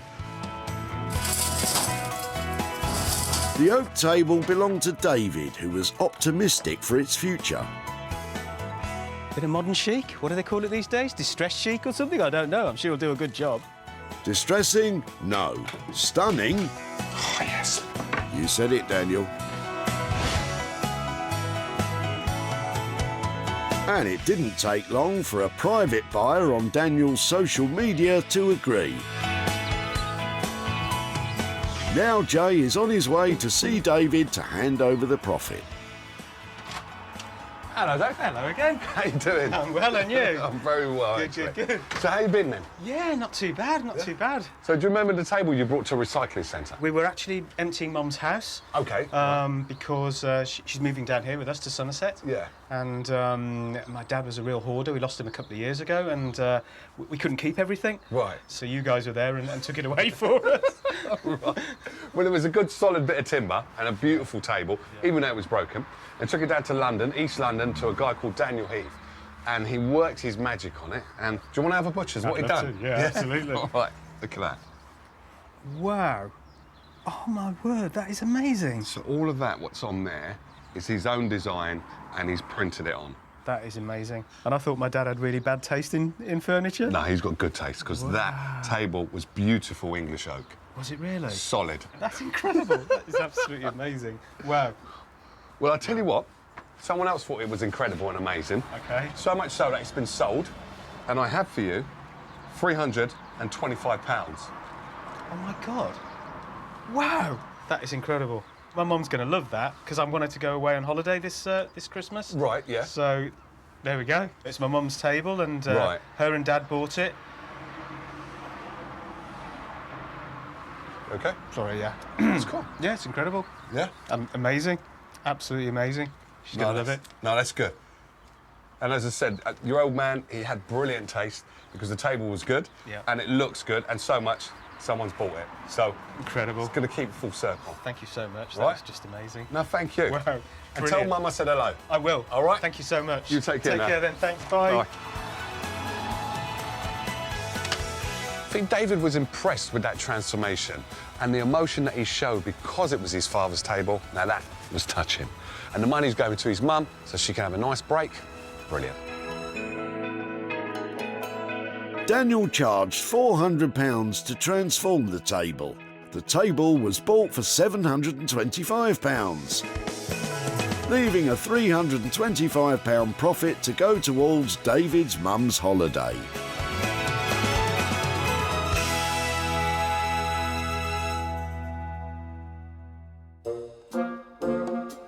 In South Wales, Katie and Richard are giving the two dining chairs a final polish in preparation for Jay's arrival.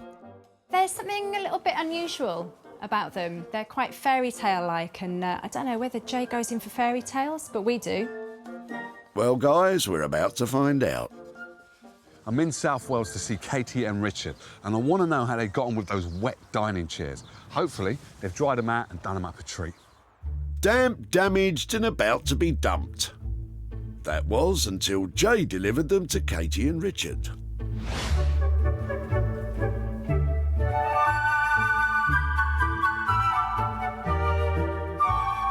It seems fairy tales do come true. Unrecognisable from their previous life, Katie and Richard started right at the beginning to refit, refurbish and rejuvenate this pair of tired chairs. They've brought the best out of the teak, have completely replaced those damp seats, which meet all UK fire safety standards.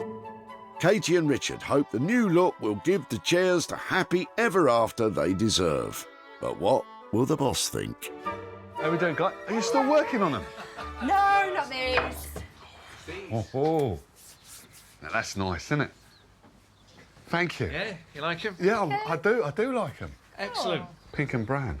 Pink and brown. Yeah, it's unusual, isn't it? I've never used pink and brown together, and I thought I'd done all of the colours.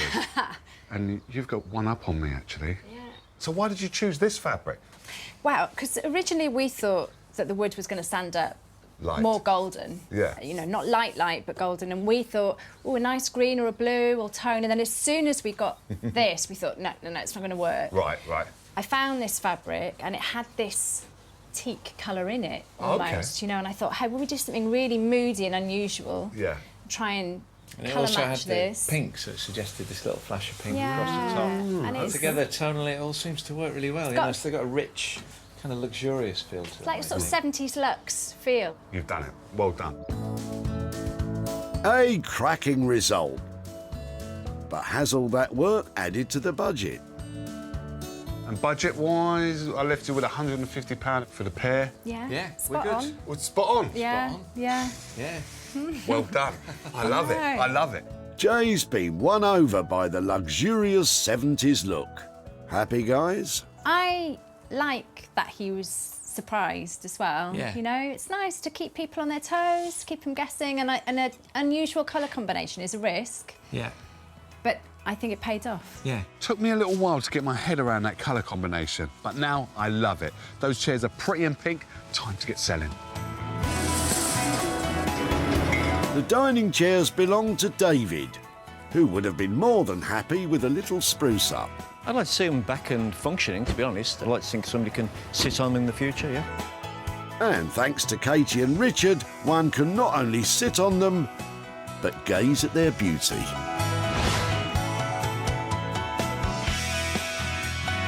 No wonder that Lovely and British, a gift shop in Southwark, London, said, "We'll have those, thank you very much." Owner Lorna was delighted with her purchase. Oh, they're lovely. Really pleased. They're going to fit in well with the shop.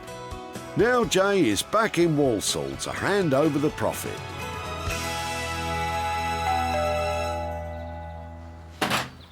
Oh, yeah. How are we doing? You all right? I'm good, yeah. Good to see you. Good to see you. Likewise. Yeah, yeah. So do you remember those two chairs, or the wet chairs that you brought down Oh, to the yeah, recycling they centre? were very damp, weren't they? I took them to a couple down in South Wales, and what they turned your chairs into is... Have a look at this. Good grief. There's those chairs. That's incredible. They're matching, oh, they're matching pairs. The matching pair. Fantastic. So they've got the pink on the back, yeah, and they've cleaned them up, and the seats, they just got rid of them. They're because- reupholstered, are they? As well? Yeah, reupholstered, new base, because the base was all wet. Yeah. Rubbed them all down, re-oiled them, paint, new upholstery, and there you go. Fantastic. I'm pleased to tell you, I was able to sell those. Oh, right, OK. And I've got for you, £115. Good grief. Profit. That's fantastic. Right, that's brilliant. Is that right? That is excellent. In fact, that's... What are you going to do with that? Well, you might have seen my prostate cancer badge. I'm doing a okay. cycle run for that, so that'll go in my sponsorship. Oh, is towards- it? Yeah, yeah. So that'll go towards cancer. So how far are you riding? Where are you going? I'm doing the Grand Depart, which is a mirror of the first stage of the Tour de France next year. So it's 195k. Yeah. In one day you're going to do that? In one day, yeah. God blimey, well, Yeah. you could best get some practice in I then. shall, yeah, All right? yeah. That's fantastic. Cheers. Thanks a lot. No You take problem. care. Thank you. Bye. Bye-bye. Now that was a great result. Dave was thoroughly impressed with regards to what we did to his chairs, and also the money's going to a great cause. All-round winner. Katie and Richard kept to their £150 budget.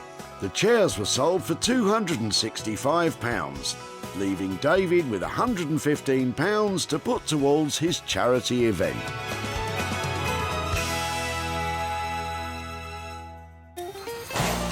Jay salvaged 3 items from the tip.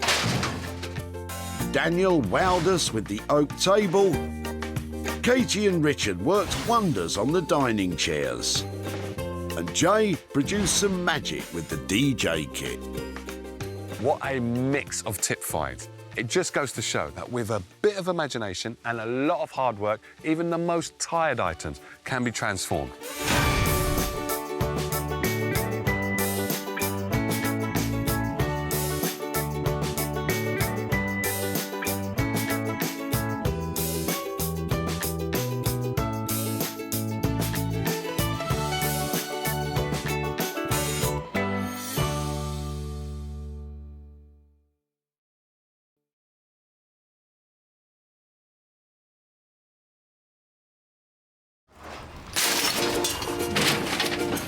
Now that is what I like to see. How do you make money for nothing? What's the story behind this? The answer could be hiding in over 20 million tonnes of household waste thrown out by us every year. And I'd like to have that one as well. Yeah, sure, if you want. That's why reclamation expert Jay Blades wants to get his hands on things before they hit the skip. I've been a builder, I've been a philosophy student, and now I'm a furniture restorer. So I know more than most about transformation. I revamp the old into the new and then sell it on for a profit. And with some of the country's elite designers and makers. I know it might not look like much. So it's in a bit of a state. He can transform his finds into desirable...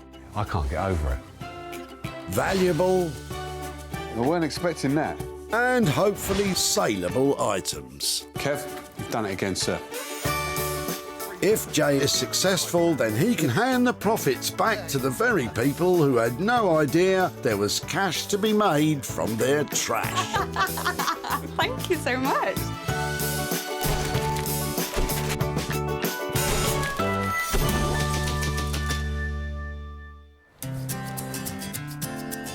Welcome to Altrincham Recycling Center, a non-stop hive of activity. Jay is on a mission to turn your trash... What's this, out of a garage or something? Yeah. ...into hard cash. I'm looking for some lovely treasure that I can transform into something amazing. But before you make a beeline for your local tip, take note. Jay's been given special permission. See you later, mate. To seek out 3 items... I hope he's not crushing any of the good stuff.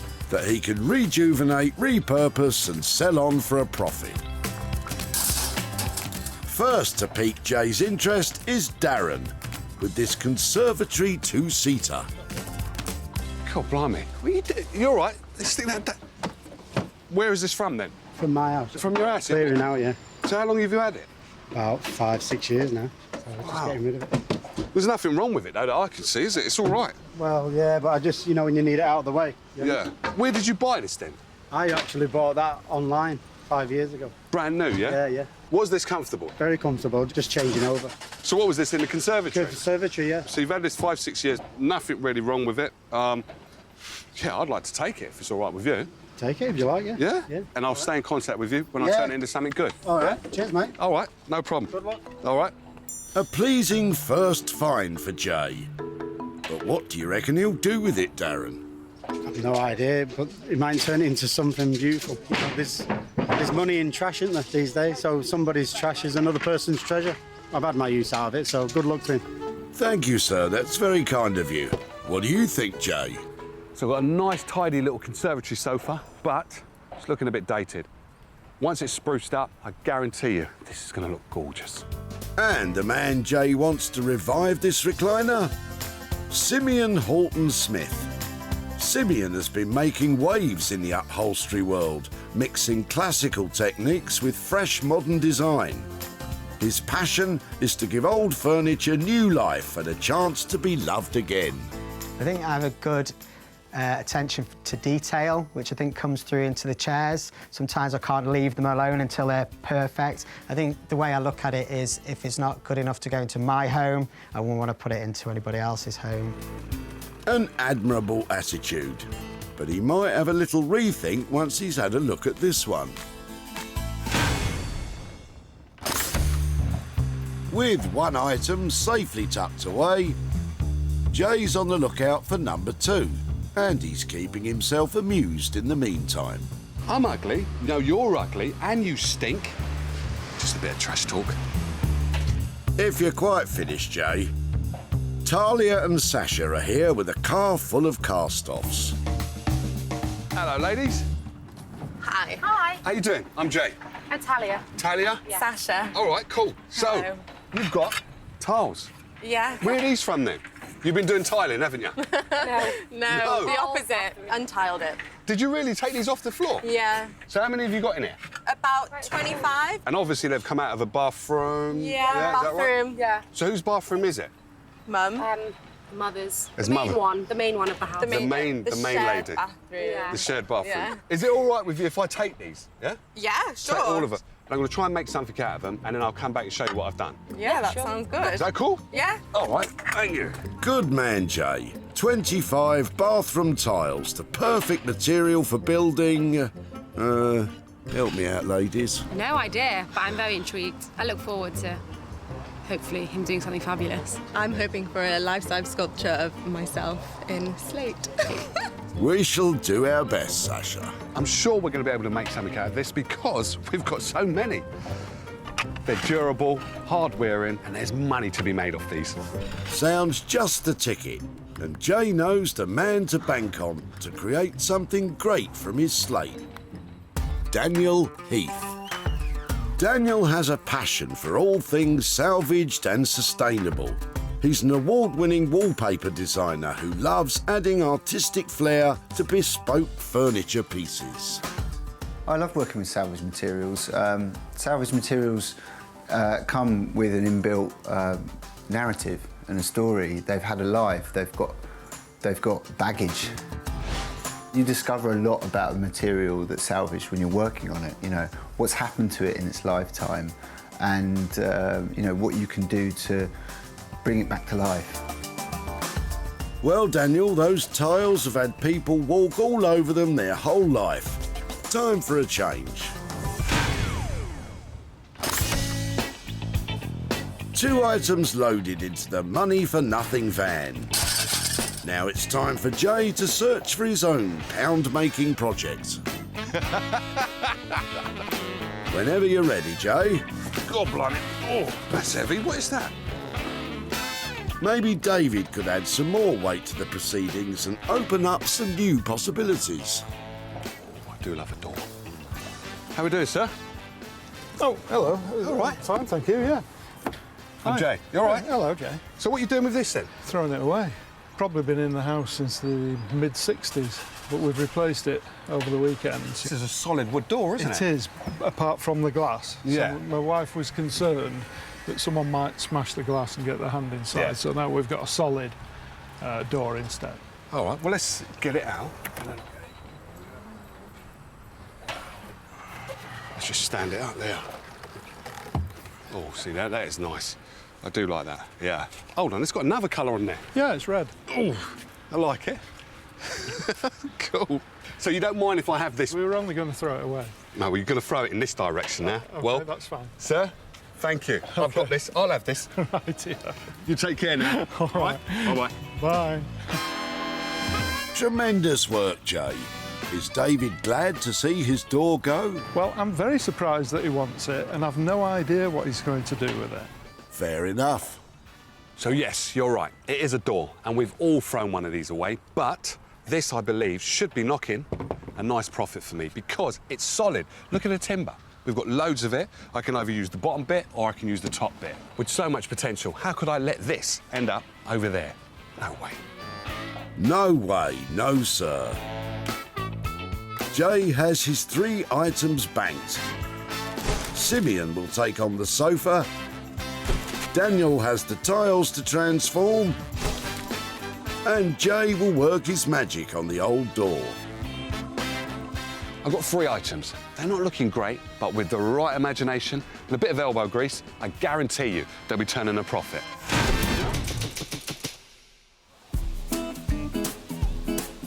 In the beautiful northern city of Manchester resides upholsterer extraordinaire Simeon. Jay always turns up with something that kind of tests the skills. I'm not sure whether he does that on purpose or it's just the way it's always going to be, but we'll soon find out with what turns up today, I guess. Now, this is not his normal cup of tea. He likes mid-century modern furniture. So, hopefully, he should be able to turn this into something cool, contemporary, but also sellable. If anybody can, I believe he's the guy. Hey, man. How are we doing, Simon? Nice to see you again. Likewise. What have you got? I've got something for you. Have a butcher's at this. So here it is. Interesting. Yeah? Interesting find. Is that interesting in a good way or a bad way? Yeah, I'm on. It's nice, isn't it? It is nice. It's not your normal bag, though, is it? No. Huh? It's one of your mystery ones for me. It's one of my mystery finds. It's one of those ones where I thought, you know what? Let's have it. It looks like there's nothing really wrong with it. Yeah. Structurally, it looks all right, but I haven't had a full inspection. But can you do something with it? Absolutely. I'm quite excited about this one, Jay.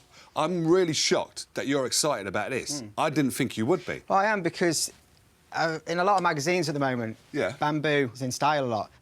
When I saw this, I was like, OK, we can do something cool with this. What I was thinking is basically to paint it all and reupholster it in some lovely, vibrant fabric and just bring it into the 21st century.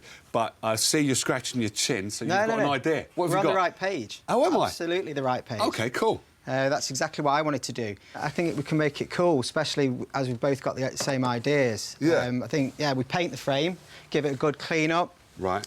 Check for any wobbles, any little repairs. I mean, we've not really looked at it properly yet, so... No. But, yeah, totally. Hold on a minute. I'm getting excited, just like you, but I need to know a price. How much are we talking? Sort of $450 tops. So you're going to paint this all? Yeah. Going to have a lovely new cushion. Any structure stuff, you're going to work at that, because I'm not going to inspect that. But for $450, that's it, yeah? That's a deal, sir. Awesome. I like the sound of that. Amazing. Nice one. And they have a plan. Generally, I'm feeling a little bit nervous about this, but I think I feel nervous about all the stuff that gets dropped off, because none of it is easy sailing as such, you know. But we've got some great fabrics, we've got some cool paint, and we've got time to do it, so we're going to do it. Now, this is why I love coming to Manchester. Now, what he's going to do with that is bring it right up to the 21st century and get me a nice profit. But hopefully, when he takes off those cushions, he doesn't find anything structurally wrong with it. Simeon has a budget of £450 to make over the sofa. But until he gets a proper look at it, he won't know what he's dealing with.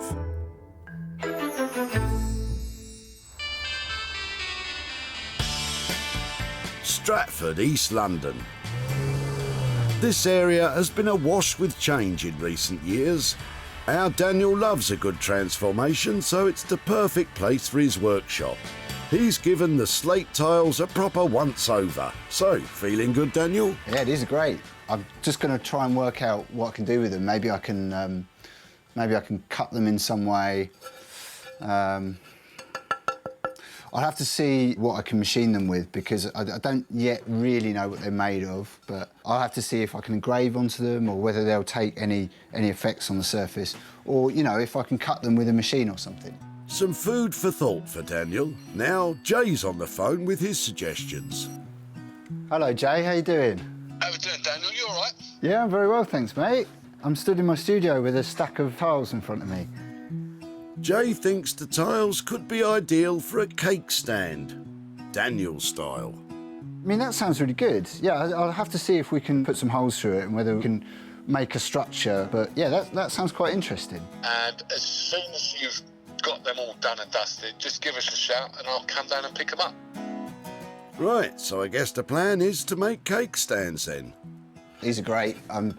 I think Jay's suggestion of a cake stand was really good. I think that maybe we could make something a bit bigger. I'm quite into sort of plants, cacti and succulents, so maybe we could make a plant stand of some description. So I'm going to think about these shapes and think, you know, maybe I can cut off the corners and make them more rounded and mix them up a bit so they're not just like a pack of tiles that's been spread out, basically. Sounds like Daniel's starting to get some idea of what he wants to do, but there are still some potential banana skins, especially when it comes to how fragile the tiles are.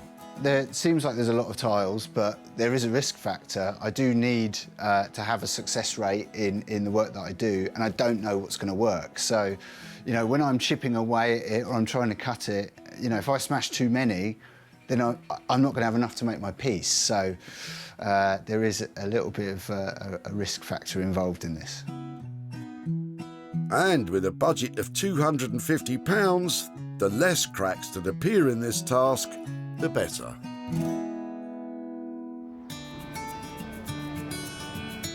Wonderful Wolverhampton. Once at the heart of the Industrial Revolution, it's a city built on hard work and creativity. No wonder Jay calls it home. Time to apply those traits to David's door. I know what you're thinking. What am I going to do with these hooks? Well, I'm going to create a hallway coat stand. So, sticking the hooks along there is what I'm intending to do, because you know when you're at home and you put your coats on the banister, it's a bit messy and it's not good. And on top of that, I've got this lovely bit of glass, so when you're coming out, you can make sure, check that you look all right. And also a lovely place to put your keys. I'm going to make a nice shelf along there. But the piece de la resistance is this. Now, these are stiletto heels. Now, basically, I'm going to use these as hooks down the side as well. All right, apron on, time to get working. First job is to sand this. I want this to be a really fresh and light colour. Jay is preparing the surface for a fresh coat of paint, and the sanding reveals a pleasant surprise underneath. Now that is looking fabulous. Now basically what paint does is it protects, and it's protected this timber, which is gorgeous to start with, and it's just kept it as fresh as the day it was born. So I think if I was to paint over that, I'll get arrested by the wood police, so I'm not going to do that. I'm going to probably give it a nice oiling, maybe even just a polish. The wood police? Whatever next? The coat hanger constabulary? The bench detectives, perhaps? The stiletto cops? It's a nice surprise to reveal such quality wood. Time for Jay to turn his attention to the mirrors, which he's had cut to size. I'm using glass adhesive, or this one is mirror adhesive actually, and it will just stick the mirror on the back to this glass panel, and then I can position them in place once I've done them all. That looks quite cool. It's such a simple transformation of sticking a mirror on top of a glass, but what that does is like, wow, it just lifts it. Jay's making great progress and is feeling inspired. I've come up with another idea, but this one is a brilliant idea because I'm going to put a stool on the bottom of this door, and it's going to be something like that, where you can sit down, take your shoes off, take your coat off and hang it up, and I just don't know why I didn't figure that before. Don't be too hard on yourself, Jay. It looks like it's all coming together nicely. Jay has decided to polish most of the newly restored wood, but some parts will require paint, so let's talk colour. I'm using a Kingfisher blue, which is a very vibrant colour. If you know a Kingfisher, you know it has that pop, that colour that's just like, wow. And that's what this colour is. Can't wait to dip my brush in there.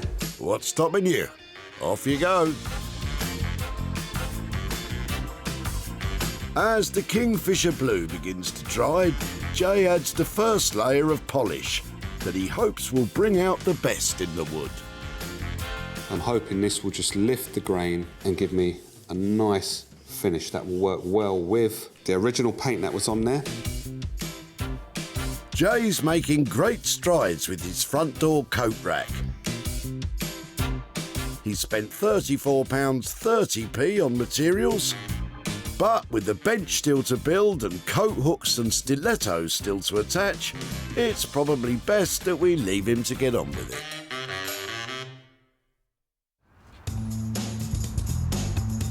Majestic Manchester, an exciting, vibrant and innovative city which once ruled the roost in textile manufacturing, earning itself the title of Warehouse City. Upholsterer extraordinaire Simeon is part of a new wave of creatives and is about to take on the old conservatory two-seater as soon as he can get Gypsy to find a new place to relax. OK, this is going to be a real tester. There's lots to do. First of all, we need to get rid of these cushions, which I'm going to do now. Just have a look at the frame, because these have all been kind of tied on. So we'll cut all these off now. We're not going to reuse any of this. The foam, we don't know what era it's come from. We don't know whether it fits fire eggs or anything like that. So we're going to obviously get rid of all of these. OK, here we have the frame of the chair. I quite like it, you know. I like the shape. Structurally, we've got a bit of an issue here, and obviously this is no good. I want to make it more structurally sound. That's one big adjustment that we need to make to it. But before all that, Simeon has his mind firmly on the look of the sofa. I'm going to paint this. I'm going to test this out. So I want to see how the paint sits with it and how it reacts to it. And then we're going to paint this here. But I don't know.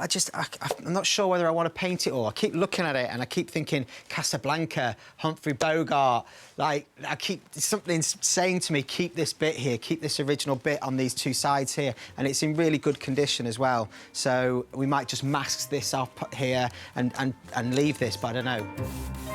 Simeon's in two minds about keeping the side mesh. He's doing a paint test on the back to help him decide. This is like a blue-black, it's called Midnight, and it's a really popular colour at the moment. People are painting feature walls with it, so why can't we paint a sofa with it? It's going to be a bit fiddly because you've got to get in all the little nooks and crannies. But already it's transforming it, I think. I'm going to leave it to dry and then just test out to see whether it's going to flake off with the movement. If it does flake, then using paint could be an issue. And Simeon has discovered something else about the sofa. There was some other structure to it to make it more supportive on the back, so I'm going to look into that, about replacing these sort of batons here, which are going to make it a bit more structurally sound. And then it kind of opens up to whether, do we need this in here, or are we going to leave it open? What's it going to be, Simeon? Decisions, decisions. I'm going to cut the back out now. I'm a little bit nervous about doing it. I don't know why, but I am. Probably because once I've cut it out, I can't put it back in again. So I'm going to cut it out now. Simeon is making some bold moves. And there's still a lot of work to do. It's done now. On to the next bit. Sometimes all this destruction is hard to watch. Isn't that right, Gypsy?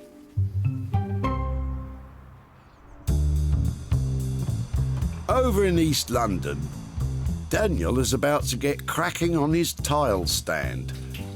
Jay suggested putting cakes on it, but Daniel thinks that a plant stand is the way forward.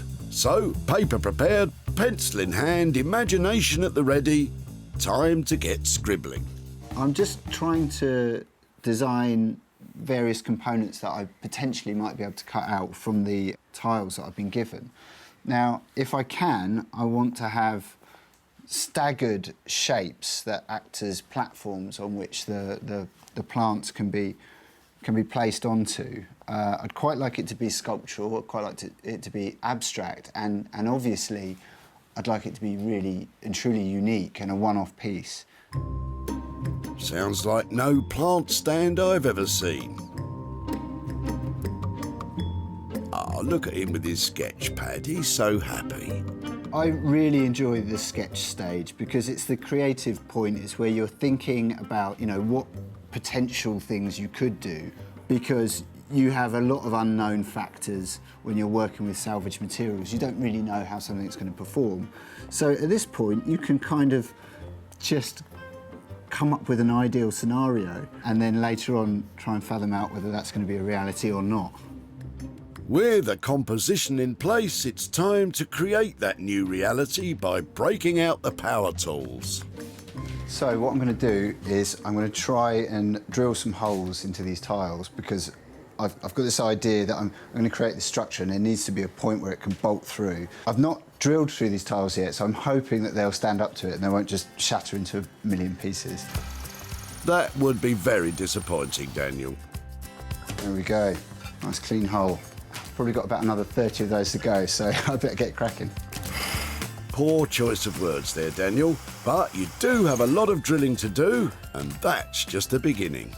These tiles have obviously been used on the floor, and they've got adhesive on the bottom of them still, so they've been levered up from a floor somewhere. So I just really want to tidy it up, and I've got an idea that I can just sort of sand it off, and then I'll be able to paint it with a tile paint just to make it look a bit better.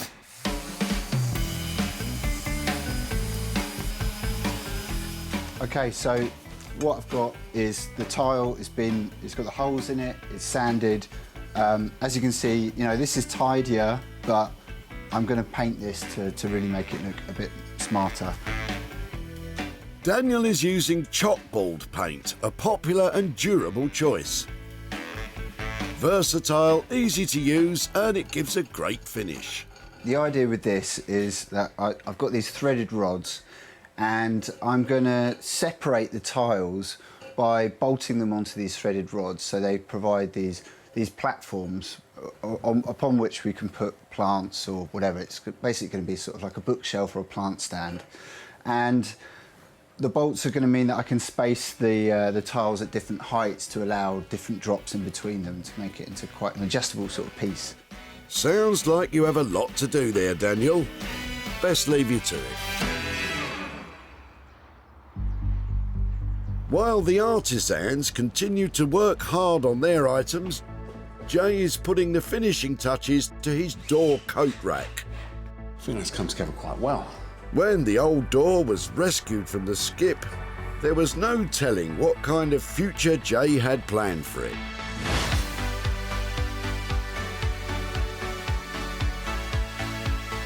Jay has opened the door to a whole new future for this little beauty.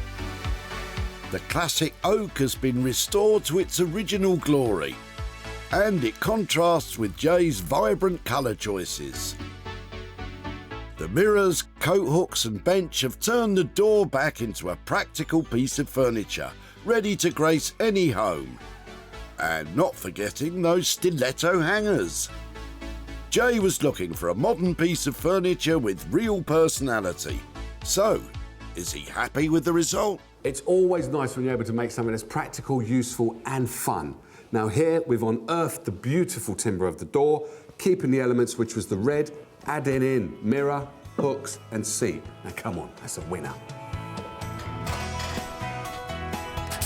When Jay met David at the tip, he was saying goodbye to a door which had been around for some time. Probably been in the house since the mid-60s, but we've replaced it over the weekends. But with some hard work and even more imagination, the door has been reborn as a quirky coat rack. Jay snaps some pretty pics ready to introduce his creation to the world and get it sold. And sold it was to Oddfellows, a boutique hotel in Chester. And marketing exec Hannah has found a perfect spot for it. Although it's a hallway stand, we interpreted it in a completely different way. We saw it right in our secret garden with plants to embellish it and as a statement piece so ladies can check out their dress and things on a Friday night. We really feel like it enhances the secret garden rather than kind of be stuck inside as a piece in a hallway. I think it's really beautiful here. Now Jay is on his way to see David and let him know what became of his old door.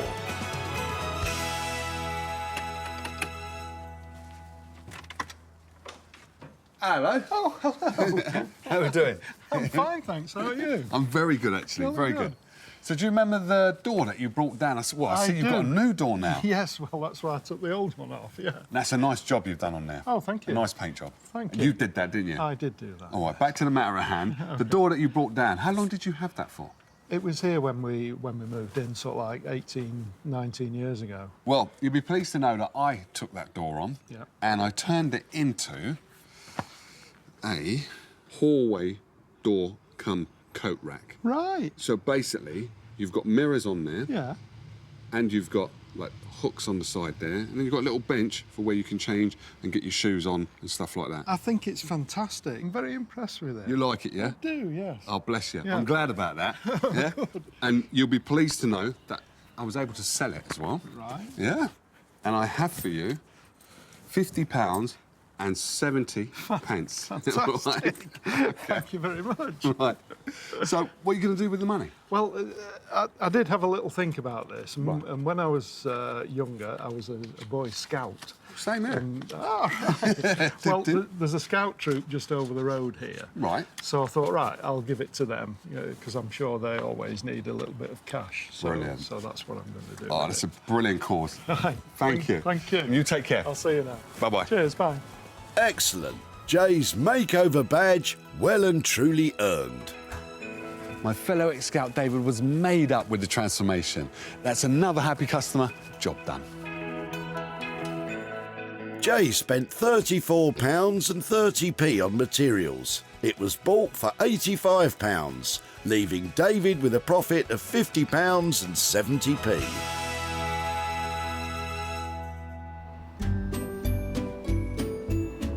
Back in Manchester, Simeon has finished work on the two-seater. But is he confident the boss will like what he's done? I don't think it's going to be quite what Jay's expecting. He wanted to keep it quite similar to the original and just do a bit of repair work and put some cushions on. And I didn't really want to do that, so I've kind of kept 50-50. So I think that's kind of fair in life, 50-50. So hopefully he'll like it. You know what they say, Simeon? Sharing is caring. Can't wait to see what Simeon has done with that conservatory sofa. Now, he said it was quite cool and on trend. I wasn't too sure about that. Let's just hope he hasn't gone over budget and he's done something amazing.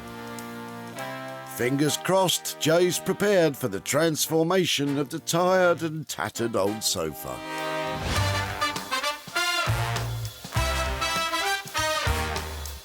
It's bright, bold and bang up to date. It may have given Simeon a few sleepless nights, but this sofa is now perfect for a cosy lie-down. Replacing the back has transformed the look and made it a solid piece of furniture again. The yellow buttons complement the funky green fabric and are matched perfectly by the colourful cushions. The slick dark paint on the frame gives a black and blue shine. Simeon hopes he has given his seat a classy edge. Let's see what the boss thinks. How are we doing, sir? Hey, Jay, how's it going? Very good, very good. God blimey. God blimey. Are you lost for words? Just a wee bit lost for words. It's kind of like, God blimey, I wasn't expecting this. You've got me thinking, because I would never have put green with black, but you've done it, so now I'm probably going to have to copy your style, actually. You can do that. Talk to me, then. Why did you change it? Like, you've changed the back. Well, basically, the back had no structure to it, so we had to kind of think of how we were going to put the back in, because obviously we were going to go with these. You know what? I'm going to have to pause you. This is really good. Thanks, man. Nice, proper good. Like, I've just taken it in now, and sorry to cut you, but, like, wow. Everything works on it. I think the thing with the colour, I know you're saying that the black, but it's called Midnight, so it's got kind of a blue-black to it, which picks up these tones in the fabric. Yeah. And the fabric was designed by a friend of mine who's an illustrator. Oh, cool, man, like the birds and all that. Yeah, so we've gone with, like, this botanical theme, which I just think ties in with the fact that it's made out of bamboo, wicker, rattan, you know, that kind of thing. To me, it just looks amazing, and it's like, I wasn't expecting this, but you've gone above and beyond of what I was expecting, sir. Cool. No, it's proper nice. That is really good to hear. The startling difference achieved by Simeon has now properly sunk in for Jay. A beautiful piece of work. Time to talk budget. How are we doing? I've got to say, it has gone over budget. Firstly, because we had to get some more fabric printed for the back. That was one thing. I've gone £50 over. You've gone 50? Yeah, is that all? Yeah. I thought the way you were saying it to me, I thought you were going to say £200 No, over. I've kind of gone with, you know, material-wise, we've gone £50 over. You know, labour-wise, it's a labour of love, let's say. Listen, sir, £50 over budget, and look what I've got. I've got to shake your hand for that. Thanks, man. I'm cool with that, because this is I'm happy. amazing. Thank you. An amazing result. Good job, Simeon. I've got to say, I'm super pleased. Jay is really happy with it. So, yeah, I'm super pleased. It couldn't have gone better today. I'm really pleased about it. Simeon is a very talented upholsterer, and what he's given me is above and beyond what I was expecting. Now, he's gone £50 over budget, but it doesn't matter, because he's made my job even easier by giving me something I can sell. The old conservatory two-seater belonged to Darren, who wished Jay well on his project. Somebody's trash is another person's treasure. I've had my use out of it, so good luck to him. And the good vibes continued in the workshop, where Simeon broke out his magic touch. In Manchester, Jay is visiting Darren armed with some pics to show him what became of his old settee.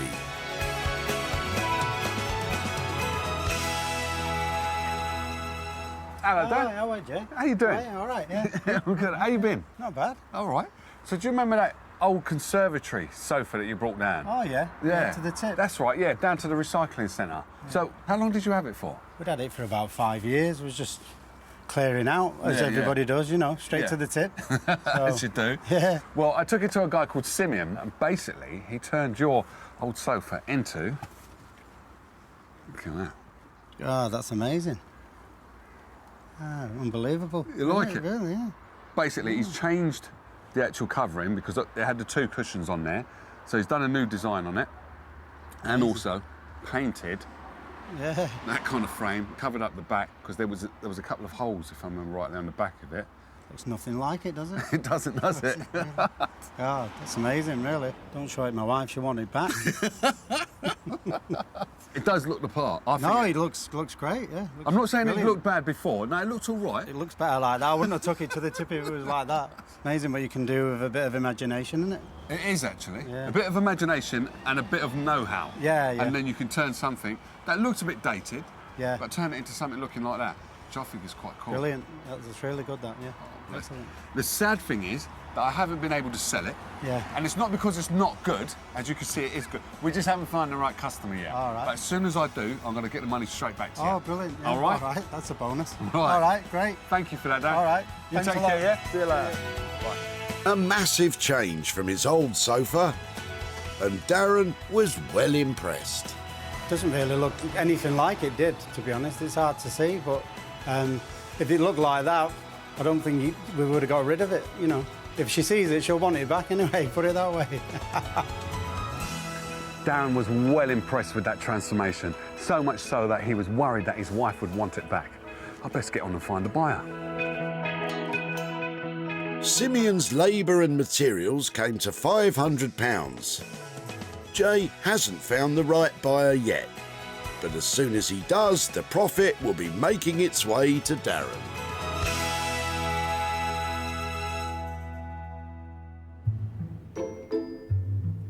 In East London, Daniel has finished transforming the old tiles and is about to present his finished piece to Jay. I'm really hoping that Jay likes what I've done with the tiles. It's definitely quite different to what I've done before, and he might not be expecting it, but I think the overall effect is really good. So, yeah, I'm looking forward to him getting here and seeing it. I'm back in East London to see Daniel, and I wonder if he's made that cake stand we was talking about, because I'm gasping for a cup of tea. Before Daniel got his hands on them, these tiles had almost certainly served their purpose. But now, thanks to Daniel, these tiles will be around for many years to come. After some tricky moments, Daniel has constructed a unique decorative plant stand from the cast-off flooring.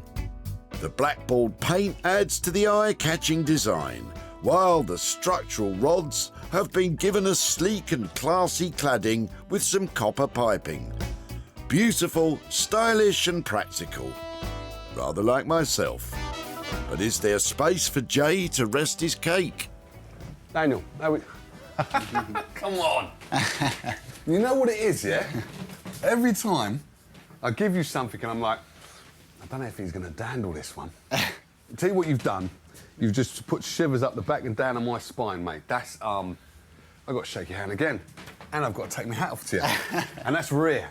That's very rare. That is thanks, nice. Jay. Oh, man. You've done it again. Well, I took your idea about the cake stands. Yeah. And you remember me saying about, you know, succulents and cacti and all of that. And I've obviously got a few plants. I mean, I thought, well, it's always quite awkward. You've got all these surfaces at home and you just fill them up with them. Yeah. But if you've got a stand where you can sort of, you know, put them on different levels, you can because they're make different heights and stuff like that. Yeah. And you've got books at the bottom. So it could be a book stand as well. Could put a few books in there, you know, your best coffee table books, maybe. No, it looks beautiful. I mean, beautiful. Indeed, Jay. Daniel has delivered once again. So the next thing is, we've got to chat about the budget, and I know foolishly I said you can go overboard with the budget, and I wouldn't mind, but how did we do? We did well. I mean, I was hoping that I'd be able to make 2 out of it, but it was so labour intensive. Yeah, yeah. So there's only the one, but we're on budget. Not an easy task, but Jay is over the moon with the result. I'm absolutely delighted that Jay was as happy with it as he was. For me, it's quite a risky piece because it's quite different to other stuff that I do, but I really enjoyed working on it and everyone's happy, so good all round, really. So I didn't get my cup of tea or my cake stand, but Daniel's creativity and craftsmanship always takes things to another level. It's just a beautiful plant stand. The floor tiles were dropped off by Sasha and Talia, who held very different ideas about what would happen to the old tiles. No idea, but I'm very intrigued. I look forward to hopefully him doing something fabulous. I'm hoping for a life-size sculpture of myself in slate. Unfortunately, Daniel doesn't do life-size sculptures of ladies, but he did manage to make a rather lovely plant stand. Which is why Conservatory Archives, the plant shop in Hackney, snapped it up. Owners Jack and Jin are delighted with their purchase. I think the different level of the shelvings go really well with the many shelvings we have around. Yeah, so we can have lots of different plants, very little space, because our shop is quite tiny and packed, so that really attracted us. Now Jay is on his way to see sisters Sasha and Talia to hand over some cash.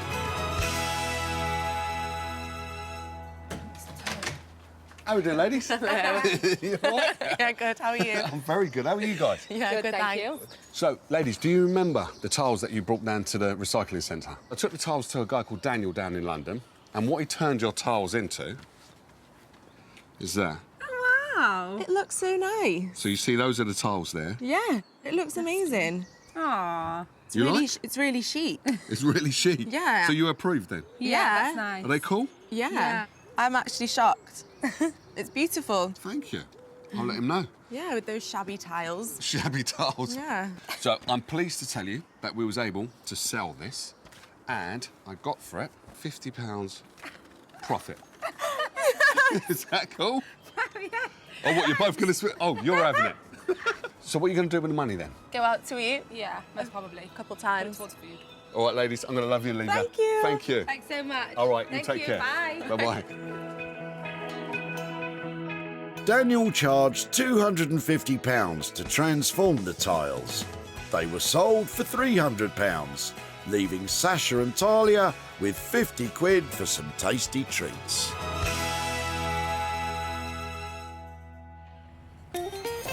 Jay salvaged 3 items from the tip. Simeon wowed us with the 2-seater sofa. Daniel worked wonders with the slate tiles. And Jay produced some magic with the old front door. Just goes to show that one man's trash really can be another man's treasure. Simeon and Daniel turned my tip finds into something special. Brilliant result.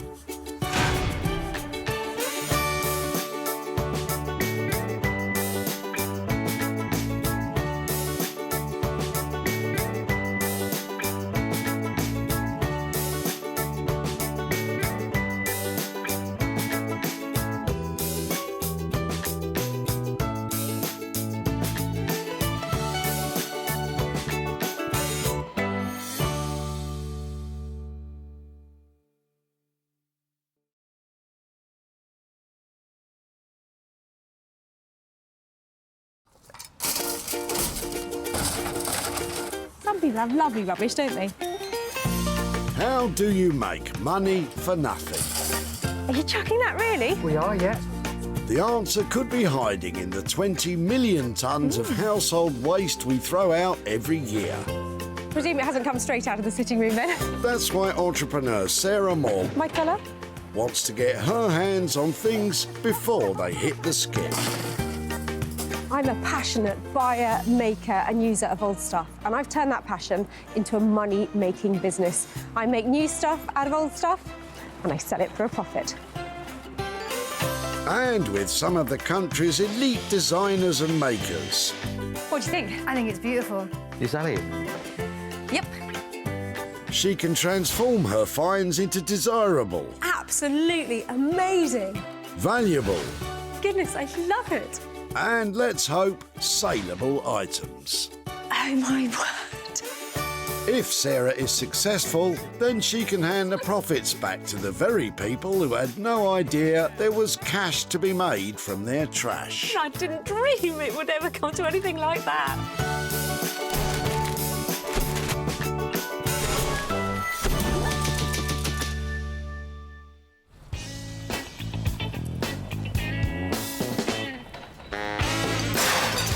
Sarah's at the Whitley Recycling Center in Surrey. where hundreds of cars are passing through the gates and into her loving arms. The cars are rolling in and every single one could be packed with potential projects. I've just got to go and find them. Sarah acquired special permission to stick her nose into people's boots. Rubbish. In order to sniff out 3 items that she can save and transform into profit.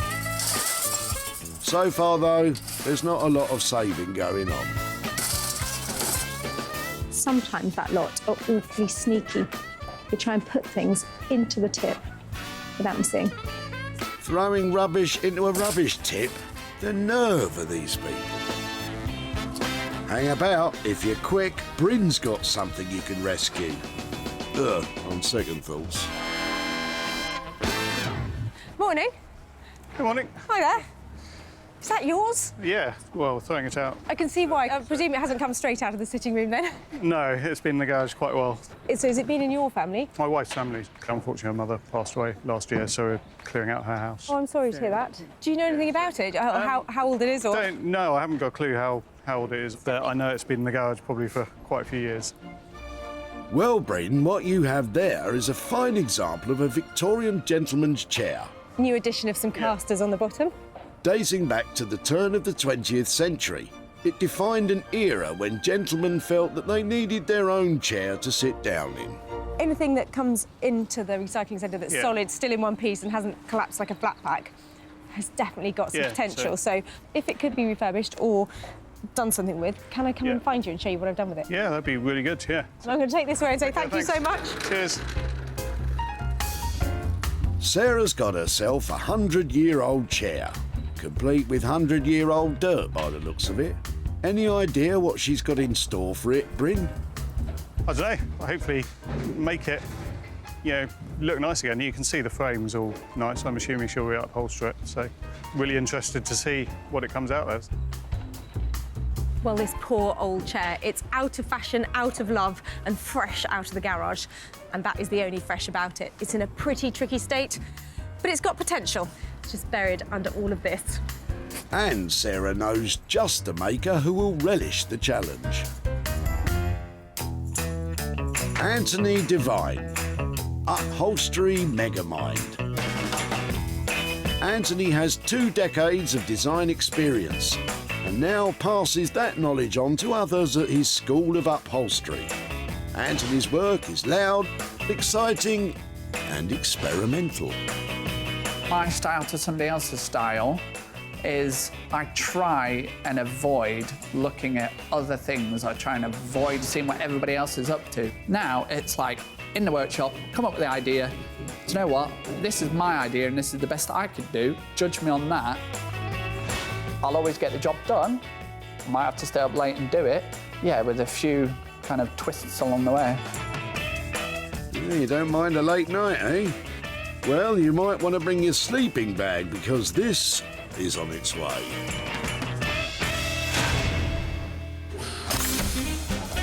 That's one less thing heading to landfill. Sarah's back at the boots to find 2 more. Anything in there? Nope. That one? Nope. Well, what about that big thing? Definitely not. Oh, I give up. Keep going. Well, if you don't like what Lorraine's pulling out of her car, I'm stopping for lunch. Hiya. Hello. Hello. Pair of nice chairs. These yours? They are indeed.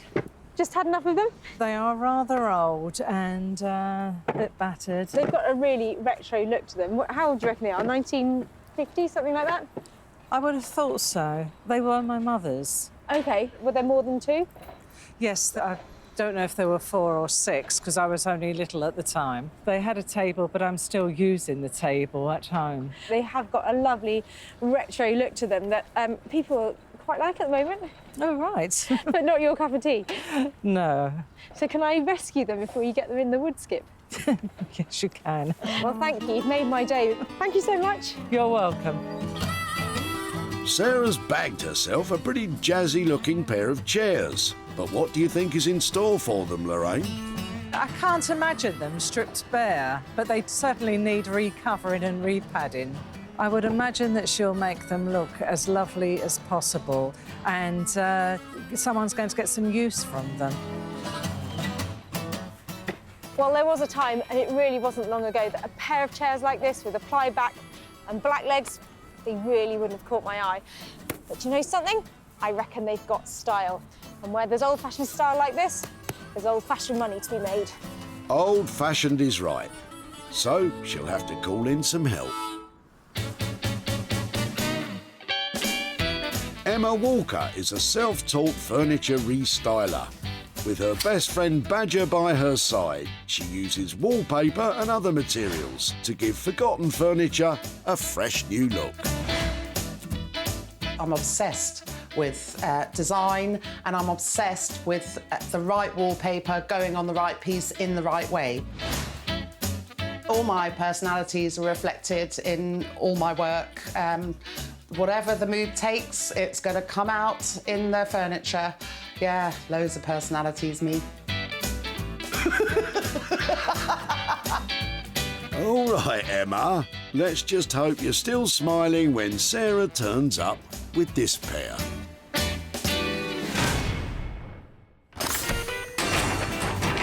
That's 2 items now safely squirreled away. Sarah's desperately searching for one more which she can work on herself. No time for a rest round here. You snooze, you lose. Speak of the devil. It's quite a good one, that one. Most of them are. Oh, I don't really want to think about that, thank you. Perhaps Suzanne has something a bit nicer for you in her boot. Perhaps not. What's hiding under there? Well, maybe I don't want to know. Hi there. Hi. Have you got anything good you're throwing away? Just an old typewriter. Under there, is that a typewriter? Yep. Go on, let's have a look then. Do you want to have a look? It looks really old. It is. That's an amazing one. There you go. How long have you had that? Since I was a young teenager, I guess, when I first started to learn to type. And where did you get it from? Because it wasn't you then. No, it came from my great aunt, who was originally a secretary, and she passed it to me, and it's been in the family ever since. Where's it been? Have you had it in the house, or have you just had enough with it? Yeah, originally it was in my mum's house, and then it got moved to her shed, and she passed away in the last couple of years, so I'm busy sort of getting rid of stuff, and it's been in my garage sitting there for a while, where I've decided what I needed to do with it. Right. And I've now come to the stage where it's time for it to go, unfortunately. Well, anything like that's been so beautifully designed, Yeah. it must be able to be recycled. Yes, yeah, it'd make me feel better about it, rather than just throwing it away. May I take it away? Yes, of course. Do you want the Excellent. cover with it? Oh, it's a good old-fashioned leather cover as well. Definitely. It's going to be heavy, isn't it? Yes, it is. Yeah, the weight's at the back. Oh, yes. Thanks ever so much. You're very welcome. Hold the front page. Sarah's got herself a sweet, lovely little... This thing's vicious. vicious typewriter. What do you think will happen to it, Suzanne? In my mind, I always imagined perhaps it could be used as some kind of base for a table lamp or something like that. Oh, that's actually a good idea. Have you got anything better, Sarah? Struggling to imagine it being anything other than the typewriter, but I think when we get down to it, there'll be something fabulous made out of this. You should talk to Suzanne. So, at the end of a long day, Sarah has her items. Anthony will spruce up the Victorian chair. Emma will work her maker magic on the retro chairs, and Sarah will think of something to do with the typewriter, we hope. Well, that was close. It looked like nothing great was going to turn up, but actually, I found some absolute crackers. Manchester, once the industrial metropolis of the north, now a mecca of music, art and imagination. Sarah's brought along the old Victorian chair, although she's wheeling it about like the last trolley in the supermarket.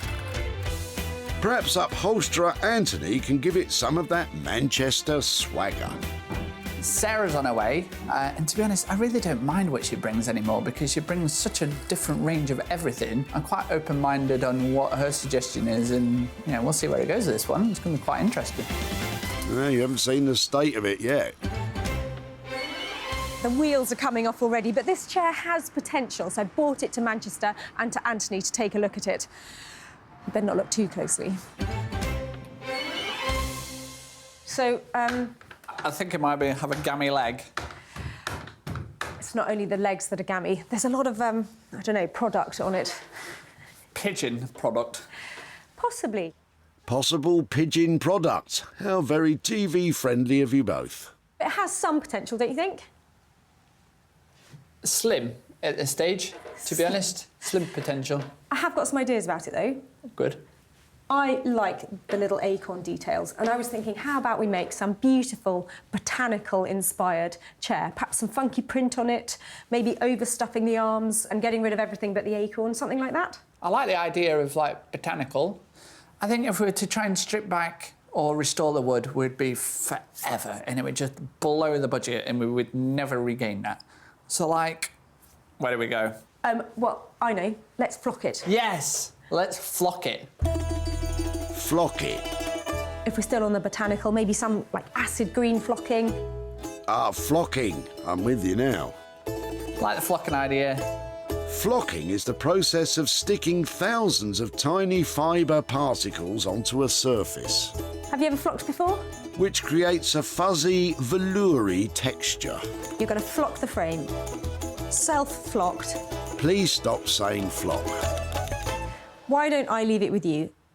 After all that, I think the plan is that Anthony is going to attempt the flocking himself and add botanical-themed fabric to tie it all together. Sounds expensive. OK, money? Like, around the 500 quid mark, to be honest. Any chance you can do 450?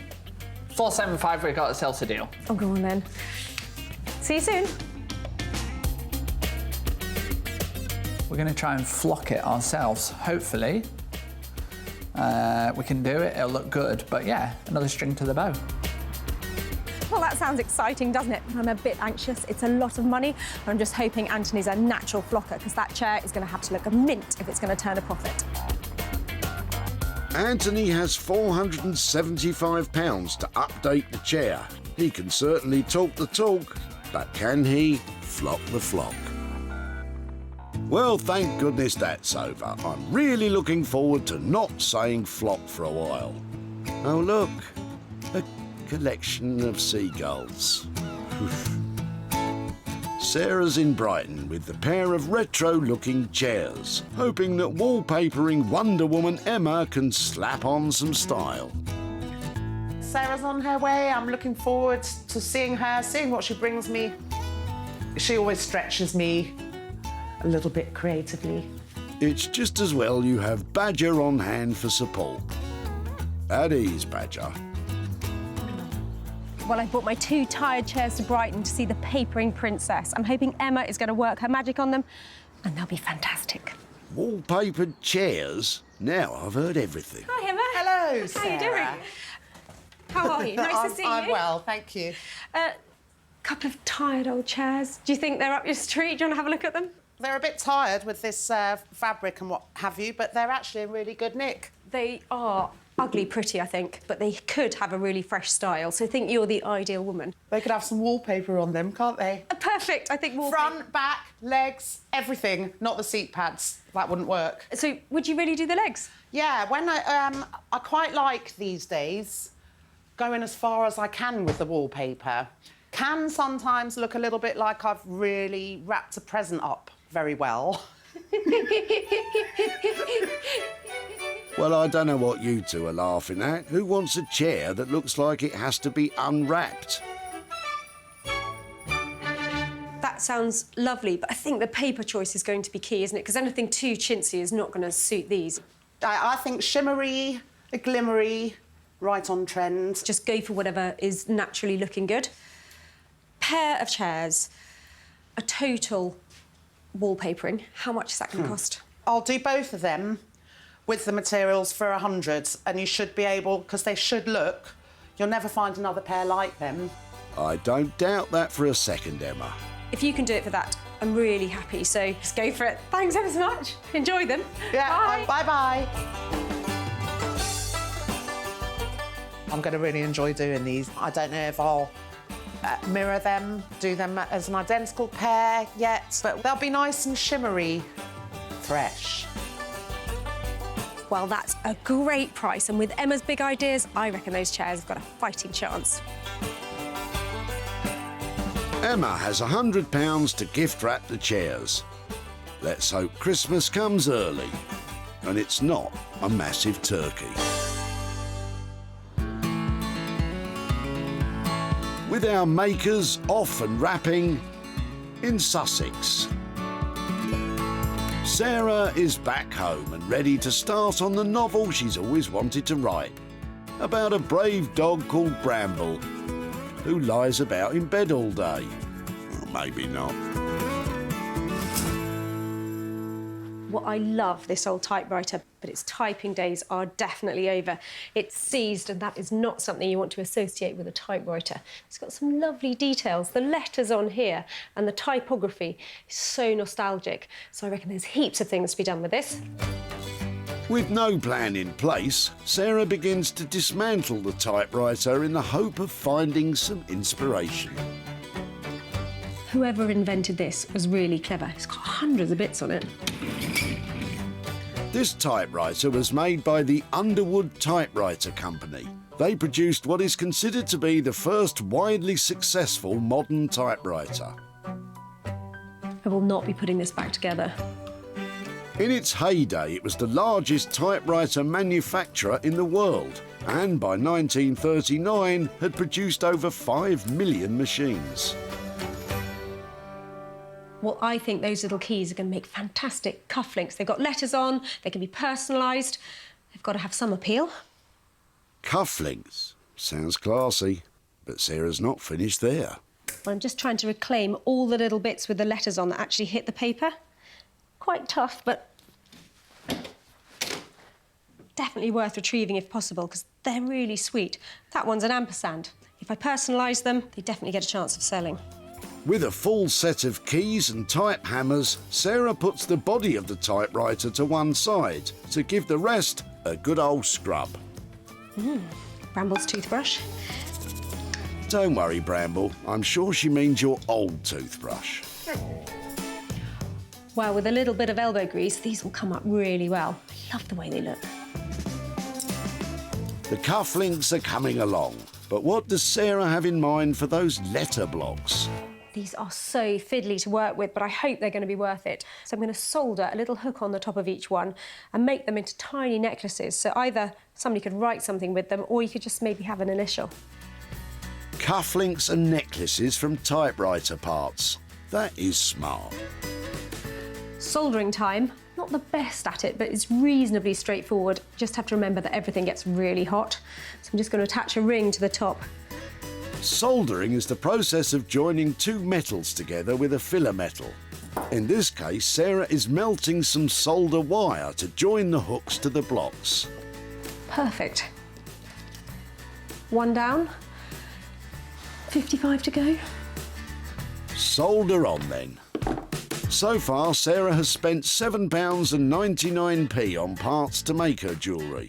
But with lots of work still to do, costs could still go up.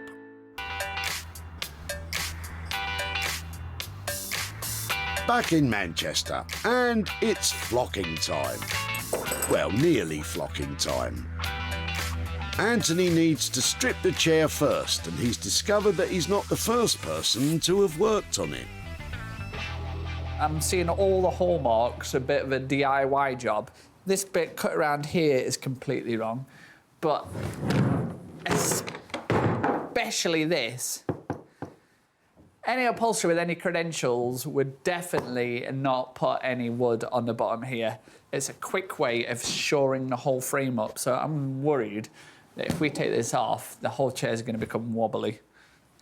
So there's only one way to find out, and that's start stripping.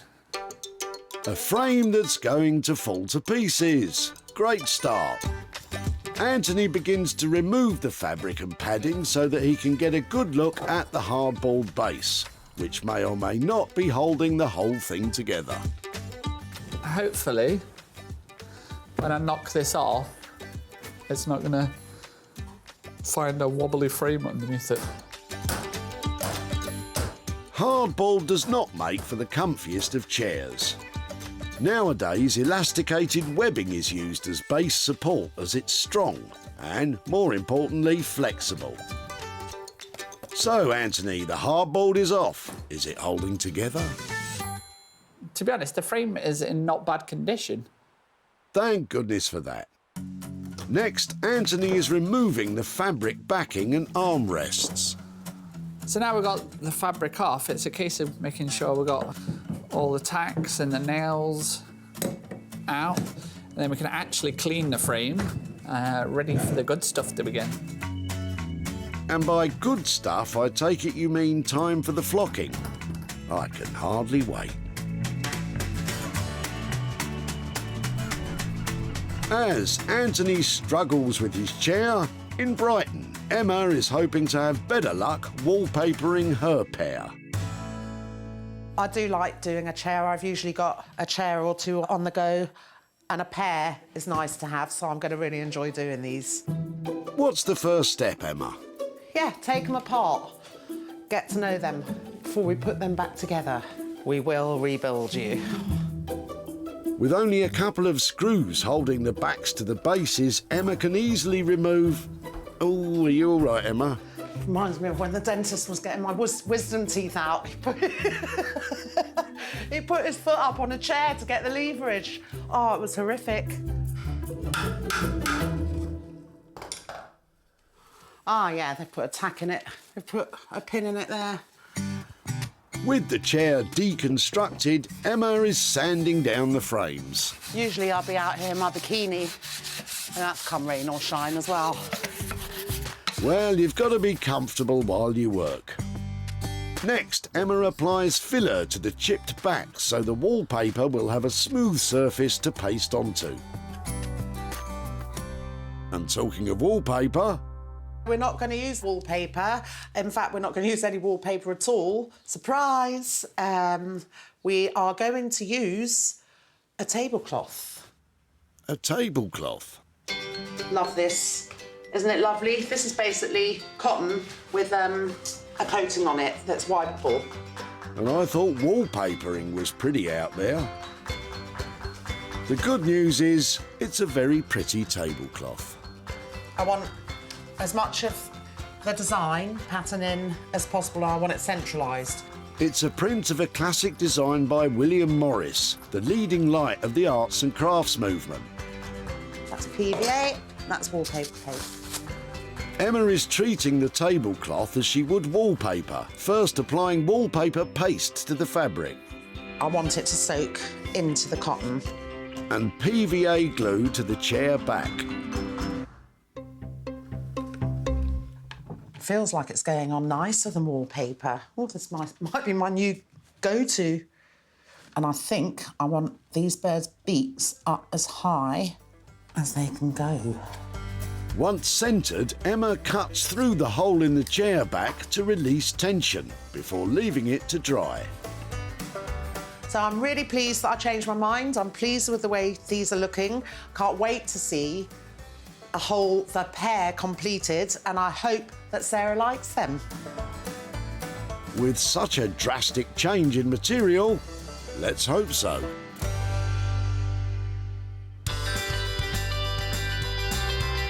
Back in Manchester, Anthony is well on his way with the Victorian chair.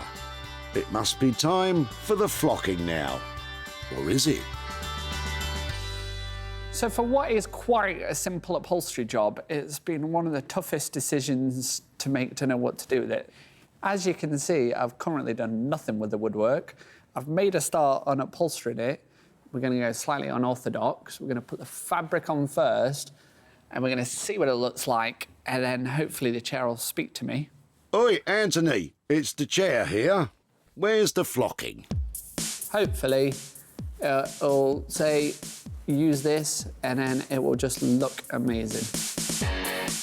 But before Anthony puts on his fabric, there's a few things he wants to take off. As you can see, I've got 3 casters, one of them is missing, so it's time for them to go.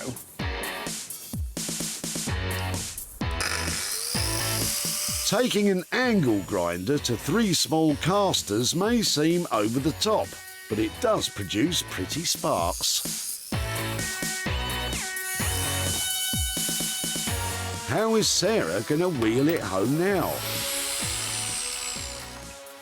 I don't need that anymore. That's a lot easier. Now it's decision time. Anthony needs to get the fabric out and decide what to do with the frame. This is what I meant about getting the fabric in place before we started the wood, because now their mind starts rolling, going, should we pick up these colours? Should we do it with this colour? Should we use this colour down here? Now the energy is starting to rise and, yeah, fully inspired and ready to get cracking. That is some pretty funky fabric. But Sarah isn't going to be happy until the whole thing looks good. Flock, stock and barrel.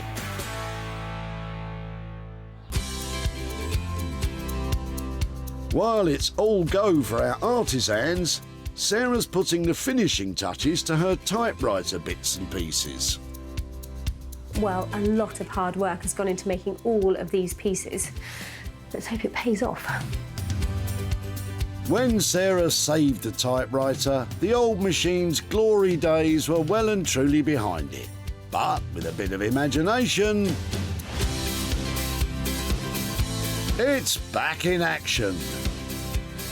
Sarah has fashioned the keys into classy cufflinks. Using metal putty, she has painstakingly secured each character onto ready-made cufflink backs that she bought online. The letter blocks have been beautifully gold-plated, and the soldered hooks mean they're ready to attach to any chain. It's a shiny, stylish and seriously inventive way to reuse the old typewriter. Well, after all that hard labour, the results are surprisingly delicate. These tiny little pendants with their lovely gold plating look really shiny. And altogether, there's so much personalisation available here for gifting. I think I've created something that's delicate, that's saleable, and that's quite original. And to think these typewriter parts were almost put in the skip. Have you got anything good you're throwing away? Just an old typewriter. No longer working and taking up space in the garage, it had been passed down through Suzanne's family, and she was happy for Sarah to take it on. In my mind, I always imagined perhaps it could be used as some kind of base for a table lamp or something like that. Well, not quite. Sarah got straight to work trying to find a buyer for the jewellery. And it wasn't long before Jo snapped up the gold-plated letterblock charms for her gift shop in Manchester. I absolutely love them. They're really unique and they go really well with the vintage typewriter prints that I'm selling at the moment. But did Sarah have any luck with the cufflinks? She's in Godalming in Surrey to show Suzanne the transformation and hand over the profit. Hi there. Hello, Suzanne. Sarah. Nice How to are see you? Very nice to see you too. Well, I was so pleased to see you the first time we met at the recycling centre with that lovely old typewriter. It was a very challenging project to start with because it was so well made. Yes. It was very difficult to take apart and do anything with. Yeah. So I ended up attacking it with hammers Oh, and okay. all sorts of things. To make these, your typewriter now looks like this, reimagined as cufflinks. Oh, what a wonderful idea. I took off all of the tabs, all of those bits on it where you had learnt to type, and also took off the hammers and had the little bits on the end plated to make charms for That's necklaces. absolutely fantastic. I wouldn't have dreamt you could do anything like that with a typewriter. That's amazing. Yes, so do you think your aunt would ever imagined her typewriter would end up like that? She'd be over the moon. She'd be just pleased that it's still in existence, so that's amazing.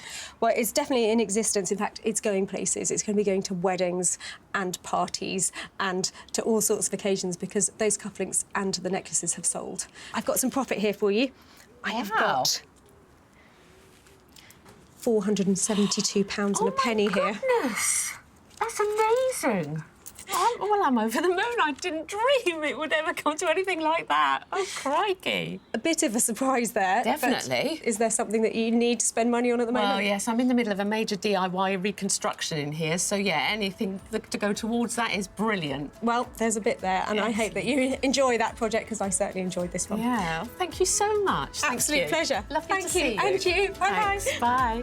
Bye-bye. Sarah spent £62.99 creating the jewellery. The cufflinks all sold to private buyers, and along with the charms, they made a total of £535, giving Suzanne £472.01 to help with the DIY. Sarah has proved she can turn cast-offs into cash. Now she's back in Manchester, expecting to see a flurry of fantastic flocking from Anthony. But what are the chances he actually did it? Anthony? So Sarah's on her way. I think she'll love it, but it's not quite what we discussed. Well, blow me down. It was a case of what could we bring to the party, and we just invited everything.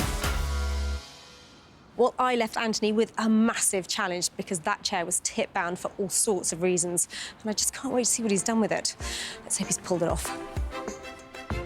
When Sarah dropped off the old armchair, it was dated, dirty, and no one would have dared to sit on it. But now...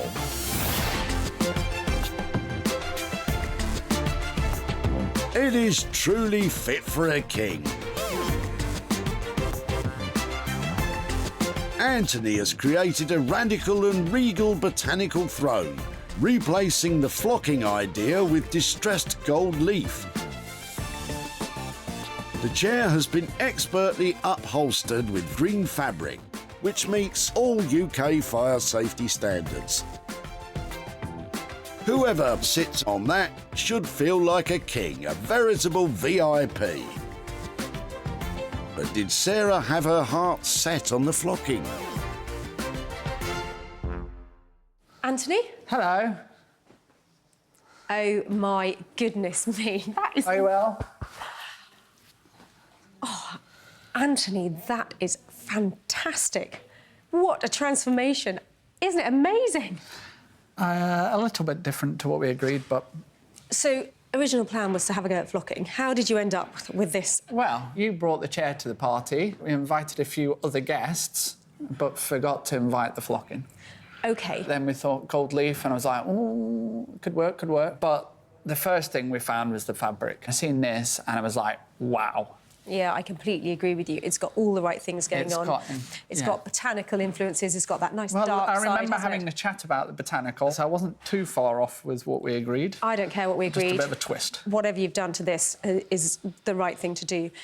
Was it a lot of work, though? Because I think budget on it was £475. Is that where it's ended up? We're still on budget, but it looks so much more. I agree with you. I'm blown away. It's one of my favourite things I've ever seen you make. I think it is beautiful. Absolutely stunning. Tick.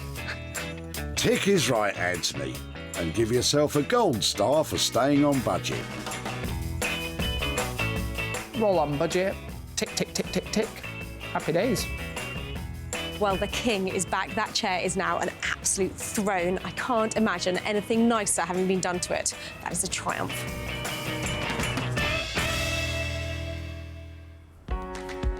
It was a triumph that could so nearly have been a tragedy if the chair had been dumped. Good morning. Hi there. Is that yours? Yeah, well, throwing it out.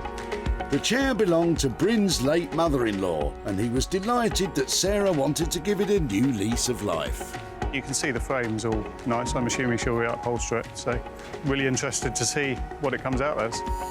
Bryn was spot on about the upholstery, but even he couldn't have guessed that it would get the royal treatment.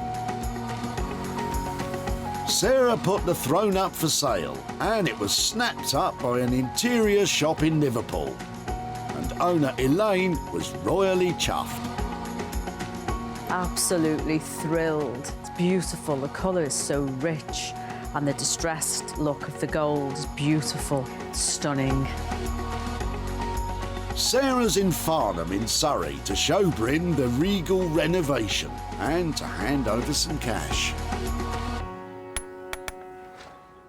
Hello. Hi, Bryn. Nice to see you again. Yeah, nice to see you. How are you doing? Yeah, good, thanks. Yeah, When I first met you, you were looking like you were at the end of a massive job. Are you tidying out your mother-in-law's old house, is that right? Yeah. quite a large house here. It's always exciting for me when a van turns up at the tip packed with stuff, and your armchair really caught my attention. Do you have any thoughts about how we might update it? Or... No, I've been really intrigued to see what you've done with it. I took it to Manchester to an upholsterer who's up there. So I've got pictures to show you of what he did with it. OK. He's called Anthony, and he made your chair look like that. Wow, that's quite amazing. He took all the beautiful details that it has and gilded the wood and put a fantastic new modern fabric on it. It's quite different, isn't it? I sense maybe not particularly your cup of tea. Yeah, I don't know whether I'd necessarily have it in my house, but it's great, yeah. And it's actually sold to an interior designer in Liverpool. Oh, wow. And I have profit from the sale. I've got £150 here for your chair. Pretty good. Well, thank you very much. That's an absolute pleasure. So, have you got any ideas what you might do with something like that? Yeah, so, as I said, it was my mother-in-law. So she's got a brother and sister, so we'd probably take all of them out for dinner or something like that. Have a fantastic time. Lovely to catch up. Thank you very much. Thank Cool. you. Thank Bye-bye. Anthony came in on budget at £475. The chair sold for an impressive £625, leaving Bryn with 150 quid to treat the family.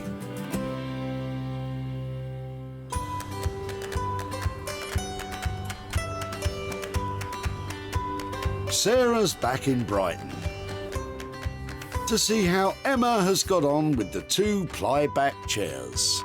I hope Sarah likes the chairs. I think they're quite good fun. Sarah will see red, but hopefully in a good way. Well, I left Emma with a pair of chairs which could probably at best be described as ugly, but she's had some big ideas for them. Let's go and find out if she's pulled it off.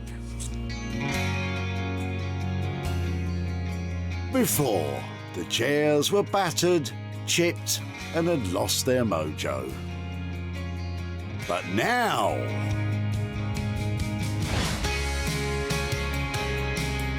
they have been transformed by a tablecloth and a lot of talent.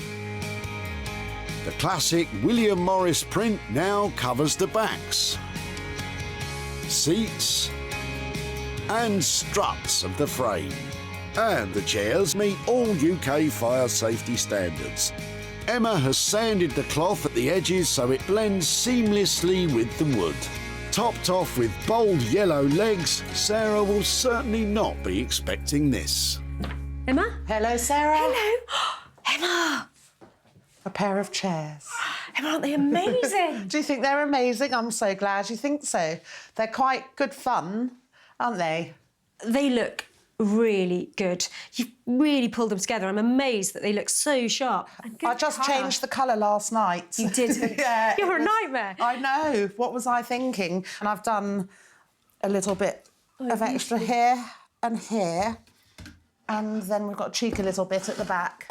Lovely. Inside there. So, well, I wouldn't usually mix mid-century modern with arts and crafts, but it's kind of worked. I think it's massively working. I'm really pleased with them. I think you have done a fantastic job on those. Can I talk about money? Yes. So how did you get on with the price? All in for the pair, £110. Yeah, that's a good price, Emma. Yeah. I think that you have turned a sow's ear into a silk purse, so I'm delighted. Brilliant. Thank you so much. You're welcome. What a pair of beauties. Good job, Emma. Well, that wasn't what I was expecting in the best possible way. Emma's nailed that. There must be a profit in those chairs. When Sarah met Lorraine at the dump, she pounced on her chairs. Hello. Hello. Pair of nice chairs. These yours? They are indeed. Lorraine was happy that Sarah spotted some potential. I would imagine that she'll make them look as lovely as possible, and someone's going to get some use from them. You were certainly right about that, Lorraine. And Sarah wasted no time in finding a buyer. Deborah from Retro Shop Tea and Roses in Bridge North loved the chairs. I saw the chairs and I thought they were great because at the moment we've got a real William Morris and arts and crafts feel going on in the shop, and I thought they'd blend in perfectly. Sarah's in Hazelmere in Surrey to catch up with Lorraine and hand over the profit. Hi, Lorraine. Good morning. How are you? I'm fine, thank you. Nice to see you again. And you? I was so pleased the first time we met to see those chairs coming out of your boot, because you'd had them for quite a while, hadn't you? That's right, they belong to my mother. They got them when they first moved into their house, a long time ago. Any ideas what you might have done with them? No, I mean, just put in another cover on the seat, but no. Well, I'm really lucky I work with a lovely designer who's based in Brighton. He specialises in using wallpaper to update things. So I gave them to her, and I've got some pictures here to show you how they've ended up. This is what she's done with them. Ooh. Glasses on, close inspection. She has used a William Morris print to pattern the backs of them and found a lovely oilcloth to do the same on the seat and given them a complete new lease of life. That's lovely with the birds. What do you think of them? I think they're fantastic, but they don't look like the chairs. They do and they don't. They look really good. So they have gone off to a new home, and I've got some profit for you. So your chairs are delivering the £75 profit here for you. My goodness, that is incredible. Thank you very much. We're coming up for the Poppy Appeal, and I would actually like to put it in, because normally I do a collection, and I'd like to put it in my tin, if I may. Oh, lovely. Well, that's a great place to put that. It was all Emma's hard work. She did such a lovely job on them. The finish on them is amazing. Will you thank her, please? And thank you, too. That's wonderful. Well, it's an absolute pleasure. Thank you very much for letting us have your chairs. Thank you. Bye-bye. Bye-bye. Emma's costs came in at £110. Sarah sold the chairs for £185, giving Lorraine £75 to donate to the Poppy Appeal. Great result.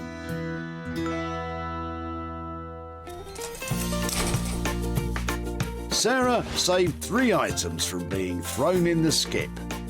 Instead of being lost forever, they've all been given a new lease of life and a chance to be treasured again. Well, I love nothing more than turning old into new and making a profit along the way. So that's 3 more items reimagined and off to new homes.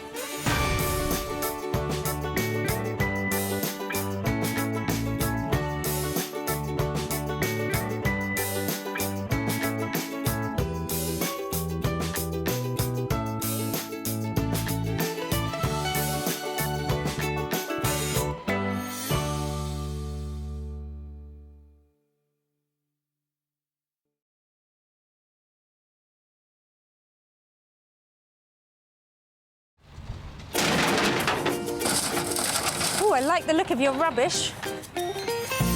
How do you make money for nothing? Don't throw that away yet. The answer could be hiding in the 20 million tonnes of household waste we throw out every year. You can't be throwing these away. They look fantastic. That's why entrepreneur Sarah Moore wants to get her hands on things before they hit the skip. I'm a passionate buyer, maker and user of old stuff, and I've turned that passion into a money-making business. I make new stuff out of old stuff and I sell it for a profit. And with some of the country's elite designers and makers. Got a little something for you. Oh, Sarah. She can transform her finds into desirable, Those are amazing. valuable, I love them. Good. and let's hope, saleable items. It's literally giving me goosebumps. If Sarah is successful, then she can hand the profits back to the very people who had no idea there was cash to be made from their trash. My goodness, that's absolutely wonderful.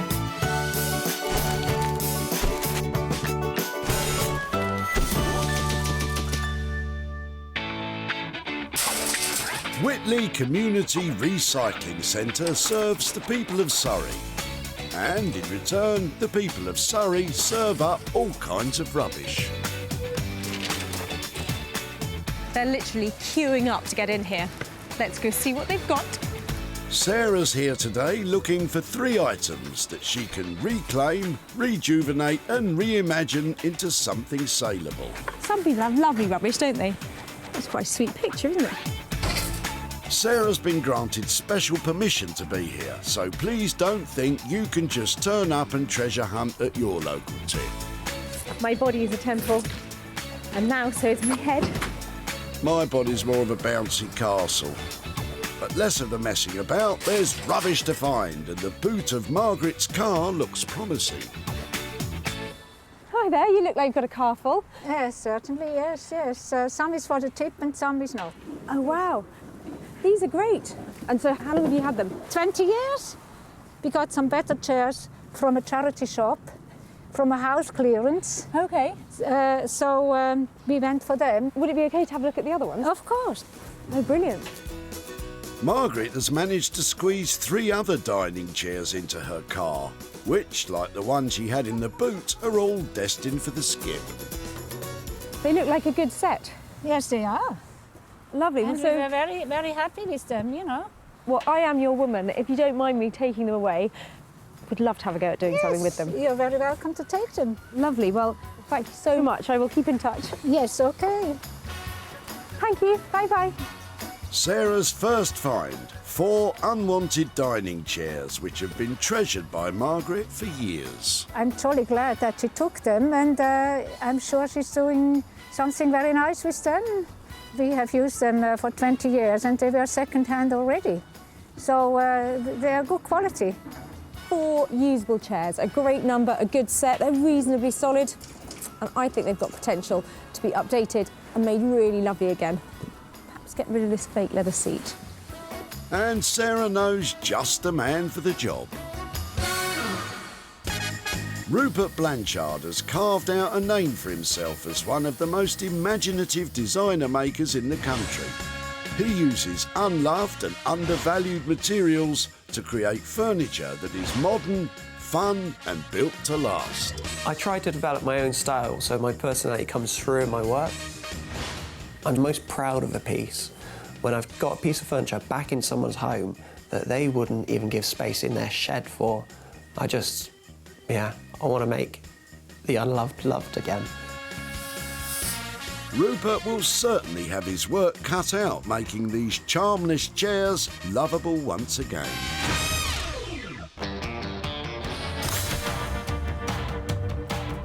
One item in the bag leaves Sarah with 2 to find, and when it's as busy as this, it's important to focus. Oh, sorry, back to work. Right, rubbish, this way, bring it this way, back in your top. Step away from the maracas, Sarah. It's not a shakedown. These people are all happily parting with their rubbish, just like Graham, who's about to tip some timber. Hiya. Hello. Hello. That looks very interesting. Just pop that back down there for a moment. We don't want that going anywhere near a skip. What was it? It's an old chest of drawers with about 5 or 6 drawers in it. Right. That big, old cabinet. Yeah. Wife didn't want it to be thrown away, but unfortunately we've run out of space. Well, it's my lucky day because it might be in pieces, but the pieces look like such fantastic quality. I couldn't imagine it going in there. No, neither can I. Would it be OK to have a closer look, see what sort of stuff you've got amongst it? Wow, it's seriously old, isn't it? It looks like the kind of thing that I never see coming into the tip. That's beautiful. I just think there's so much potential to make something lovely out of it. I hope so. Can I twist your arm to let me have it rather than you put it in the, Absolutely. in the skip, please? Yes. Right, I'm going to go and get a trolley. Don't throw anything away. OK. Thank you. Well, great. For her second item, Sarah is taking a very old chest of drawers in flat pack form. Well, that has made my day. Thank you so much. Good. It may well have made your day, Sarah, but what about Graham's? I bought it off a customer of mine, and I was told 17th century. So I'm glad that it's been recycled because I hate to see old furniture being dumped in the dump. And I hope she makes something decent out of it. This is one of the oldest things I've seen turn up at the tip, and I know it's been cut up, but it's packed with potential. The craftsmanship on it is amazing. I just can't wait to see how it ends up. Who could possibly appreciate a pile of old planks? Sarah knows just the maker. What Norman Wilkinson doesn't know about wood isn't worth knowing. He uses his 25 years of experience to create handmade, one-of-a-kind furniture that will last a lifetime. I'm self-taught, never been to college, never took woodwork at school, so over the years I've just taught myself. We started making a few pieces and it just took off, so it was the best thing I ever did. Yeah, happy person. Norman may be happy-pappy, but this chest of drawers looks far from snappy.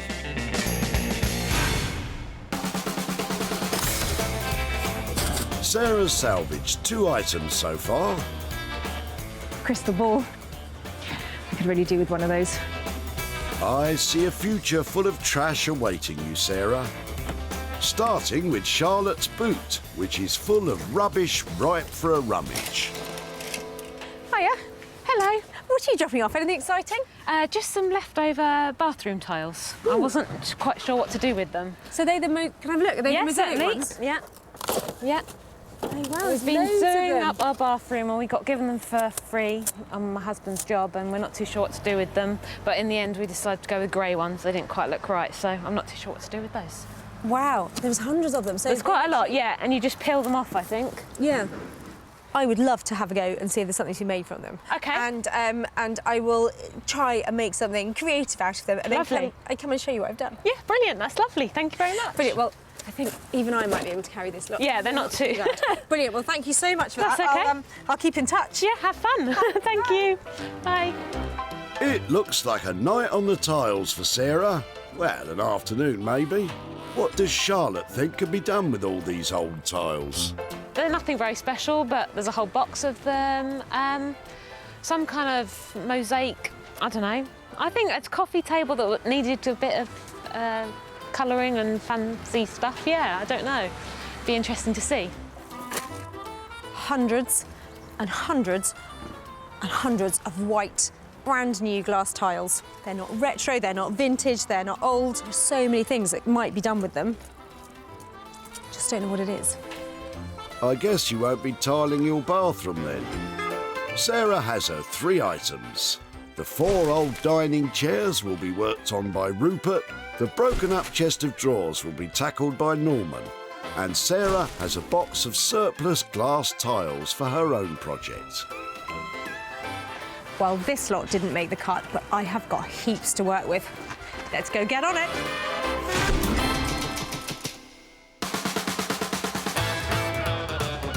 Margate is a seaside resort full of holiday town charms and tempting retro shops, and it fizzes with an artistic energy. It's also home to Rupert Blanchard, and Sarah's brought him 4 chairs in need of a facelift. Well, I've got my 4 tip-fine chairs here. They're in Margate, and I bought them to Rupert. And I think a lick of artisan paint and a velvet seat pad will be the furthest thing on his mind when I show him these. I think he's going to give these a radical makeover. I spend every day working with salvaged materials. I love working with abandoned pieces that everyone's given up on, making something new out of them. So I'm really intrigued and looking forward to whatever Sarah's got to bring me today. Come and see what I've got. 4 chairs. Chairs? OK. I do like chairs. Fab. You take those 2, I'll have these 2. OK. Let's go make a plan. See him in. Sounds like a great idea. But Rupert didn't seem too excited when he saw the seats. 4 chairs. 4 chairs? I am a big chair fan. I love chairs. Yeah? Don't know if I love these, Sarah. I think they've been looked after. They've had a new seat pad put on them at some point to try and give them a bit of a new look. How are you going to make these 4 beautiful? I'm going to try not to do anything that's been done before, and I'd love to come up with a new set of rules, something you could do with any old, not beautiful chair, and kind of bring it up to date, make something modern, make a statement chair, make something interesting. I can't think of anything more exciting for you to do with this lot, and I have no idea what they're going to look like. So can you give me a budget that you can aim to hit? I kind of know what I want to do, and I know you're going to get a nice set of chairs, so I'm going to charge you £200. 200 quid, I think that's good value, so I'm more than happy to leave this lot with you for that. Thank you so much. Excellent, thank you. Bye. 200 quid for 4 chairs? And Sarah's got no idea what they're going to look like. This is going to be a bit of a challenge. I've already told Sarah I want to cut these up and reinvent them and make a new set of rules for dealing with old, unfashionable chairs. I don't know what that means. I don't know what I'm doing, but I've got a picture of it in my head. Now I've got to work out how to make that in real life. So, yeah, many late nights ahead, I'm sure. So Rupert is going to write a new set of rules for chairs. What does that mean? Sarah's left a budget of £200 for Rupert to invent a new set of rules for chairs. Think I need a seat. An old-fashioned one, please. A hop, skip and jump from Margate is the neighbouring county of East Sussex, home to Norman's workshop. Sarah's brought the broken-up set of old drawers. Well, bits of it anyway. Norman's bound to be eagerly awaiting her imminent arrival. I always look forward to Sarah's imminent arrival. You know, it's the highlight of my day. Just as I thought. Well, look at it. It's a right mess at the moment. It's like a chest of drawers jigsaw puzzle, but I've saved it for a reason. It's got fantastic patina, it's got great potential, and I brought it to Norman. I think he's going to nail this one. Come and see it. Come and see this. Cracker. It's a cracker, is it? Look at this, an absolute cracker. Oh, yeah. Ready for the wood burner? No, it's not. This is beautiful. It's ancient. A bit like yourself. Get it inside. Right, let's get it so inside. rude. Mind the nails. The nails are really sharp. I think he likes it. First impressions? Yeah, it's a pile of wood. It's got a nice big drawer. What I was thinking is maybe you can make new drawers to go into it to make it look like a chest of drawers, but obviously one that has seen some damage. I mean, making all new drawers and doing that, it's going to be quite an expensive job. So, you know, it's that decision on how much you want to spend. So maybe you need to simplify it a little bit. Have you got something in mind? What about make it into a shoe cupboard for a hall or something like that? OK, so what, drawer at the top and then open-fronted? Open-fronted. Shelf. One shelf, two shelf? One shelf or two. Well, if we're going to do shoes, we might be able to put 2 in, so... I think that's a great idea. So we're going to end up with a country, rustic, useful piece of furniture, open-fronted. Yeah. So it could even go into a modern-day living as well, because, you know, country, modern mix. Perfect. I love that. Is it going to be expensive to do that, though? No. Go on, then, hit me with a number. We were going to do it for 285 quid. Lovely. Cheap as chips. Beautiful. Saving something really special, making it useful again and putting it back together, because, frankly, this is a jigsaw puzzle that I would not like to do. So if you can do that, that is amazing. Well, this piece is missing. This project will involve a jigsaw, no doubt. Goodbye. But Norman's will have a huge blade attached. Yeah, there's quite a bit to do on it, but we'll I'll just do what I think, and I'm sure it'll work out great. Well, that is definitely going to be one to watch. It's a kind of hybrid piece of furniture. There aren't going to be many of those around. Sarah and Norman have agreed a budget of £285 for Norman to tackle the task of sorting out the shoe cupboard. Let's hope this project doesn't end in defeat. Oh dear.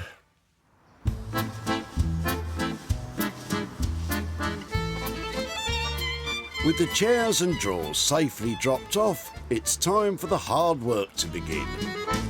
And Sarah's brought home the box of mosaic tiles. Well, I'm certainly not short of mosaic tiles. There are thousands of them here, and they're white and they're brand new and they're a tiny bit boring. In fact, I can sort of see why they were being thrown away. But I've got a really good idea for them, and it involves using my old mirror. It's been lying around for ages. It owes me nothing. Not terribly inspiring either, but together, I hope I can put them into a design that makes them look beautiful. So what I need to do first is make a big, solid frame to go around the mirror. So I've got something to mount the mosaics on. And I've got some MDF outside and some power tools. Good old medium density fibreboard. How many of you knew that's what MDF stood for? That's clean. First, Sarah has to draw round the mirror to make sure she cuts the right-sized hole. It has to be a snug fit when it's dropped into her homemade frame. Oh, the glamour. MDF is used on a wide range of building projects. It's actually formed by breaking down wooden offcuts into fibres, which are then combined with wax and resin. The mixture is formed into panels by subjecting it to high pressure and very high temperatures. Right, that seems to fit. Time to get tiling. Well, plain white just isn't going to cut it, so I've got some fantastic metallics. I'm going to spray the tiles in whole sheets and then use them to make a more intricate, maybe sunburst design onto the mirror. I think I'll spray lots. Metallic bronze first. Nice choice. Oh, that's a bit of a relief. They're looking less boring. Right, another colour. Let me guess, would it be pastel pink next? Ooh, that's girly. How did I guess that? Matches your top, Sarah. That's two contrasting colours. What's next? There's more coming. I've got all sorts of colours. Sarah's obviously got a clear idea of what it'll look like when it's finished. If I'm completely honest, I'm not quite sure what this mirror is going to look like. I just want to make sure that I've got all my options covered. You think this is how the Romans created their intricate mosaics? Perhaps not with the spray paint. So I've got my base colours. What I'm going to do is stick a really good load onto the mirror base and then add a few more subtle colours to give it some detail. But I want it to be bright and beautiful and just celebrate all these great little squares. Apparently, it's really easy. You just use waterproof PVA to glue the tiles in place, make a pretty pattern, grout over it. Job's a good one. One down, 1,000 to go. Two. Wish I had one of those time-lapse functions. Then it would all be done instantly. All you have to do is ask, Sarah. So I think I'm going to make this mirror circular. So I'm just going to build up a few more layers, then cut round so I know exactly where to cut to get a nice edge. And hopefully it should look all right. But I might leave it square, you never know. Sarah spent £25 making her mosaic-clad mirror. Let's hope when it's finished, it can reflect a profit.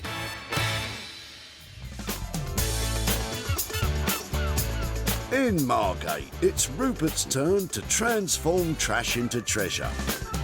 And he has his work cut out, tackling the 4 discarded dining chairs Sarah's left. As soon as you're ready, Rupert. A set of fairly plain, ordinary dining chairs. In my experience, they're really quite hard to sell and find a new home for. But I know what does sell well. Armchairs, nice armchairs, and benches.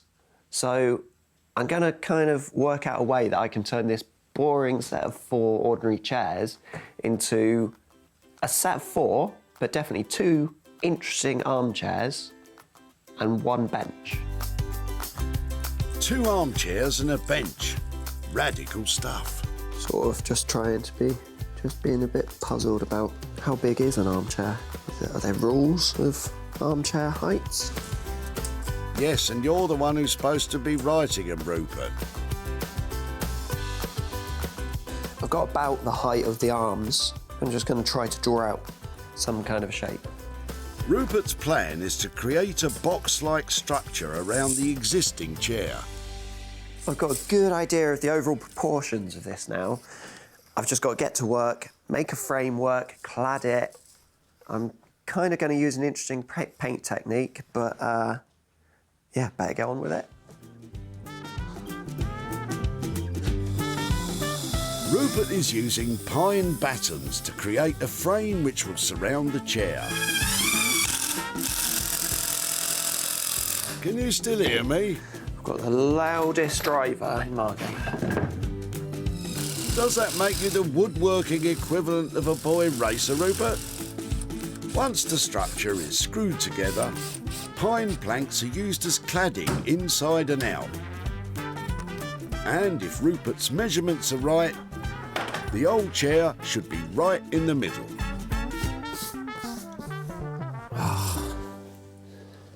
Excellent. That's kind of what I was aiming for. Pretty happy with the proportions. They're really like thrones now. They were just kind of boring dining chairs. I've got to cut some kind of armrests. I have no idea what colour these will be yet, but it's kind of dependent on the seat pads, because I want to tie the seat pads with the wood. It's got to be complementary colours, but I still want the roughness of this sort of crepe material to shine through. What about that interesting paint technique, Rupert? I've got a bucket full of dye now, so I want these chairs to be really bright, nice vivid colours. And so for this, I'm actually experimenting with fabric dyes, actually standard colourful dyes. And to start with, it's really good bright green. I've got just a tiny offcut of the same timber. So test this piece first. Moment truth, it's going. We'll just have to see how it goes. I'll leave it in there for a couple of hours. Who knows what colour we'll get. It's only a hunch, but is it going to be green?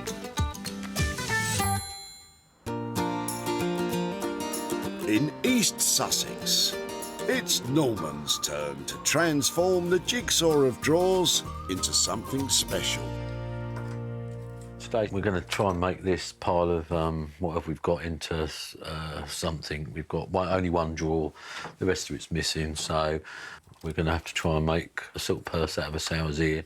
Sounds graceful. How do you do that, Norman? The best bet's to get a hammer and nail pullers and let's take it apart and see where we go.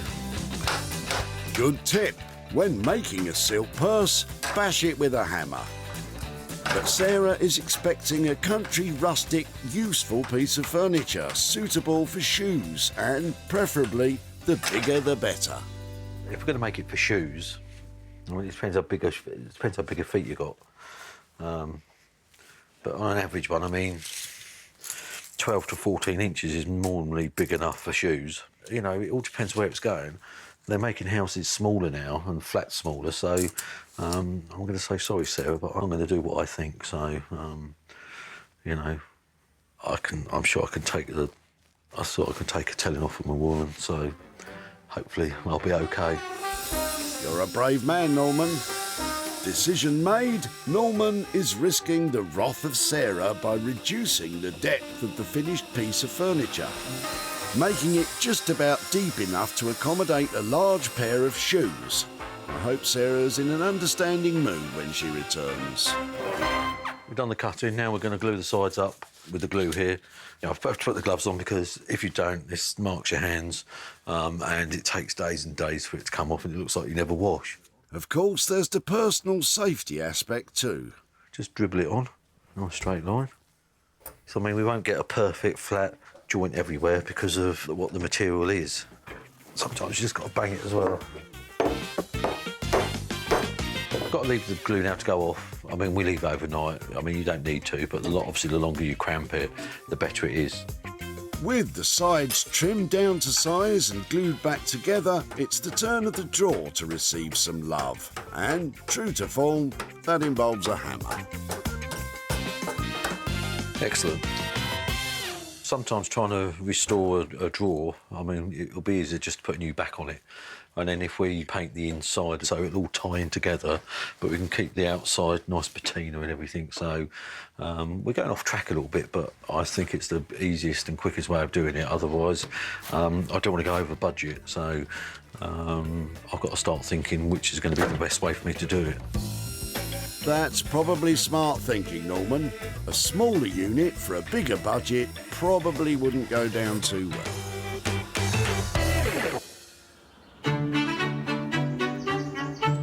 Leaving Norman heading off-piste with his plan, back in West Sussex, Sarah is putting the finishing touches to the mosaic mirror.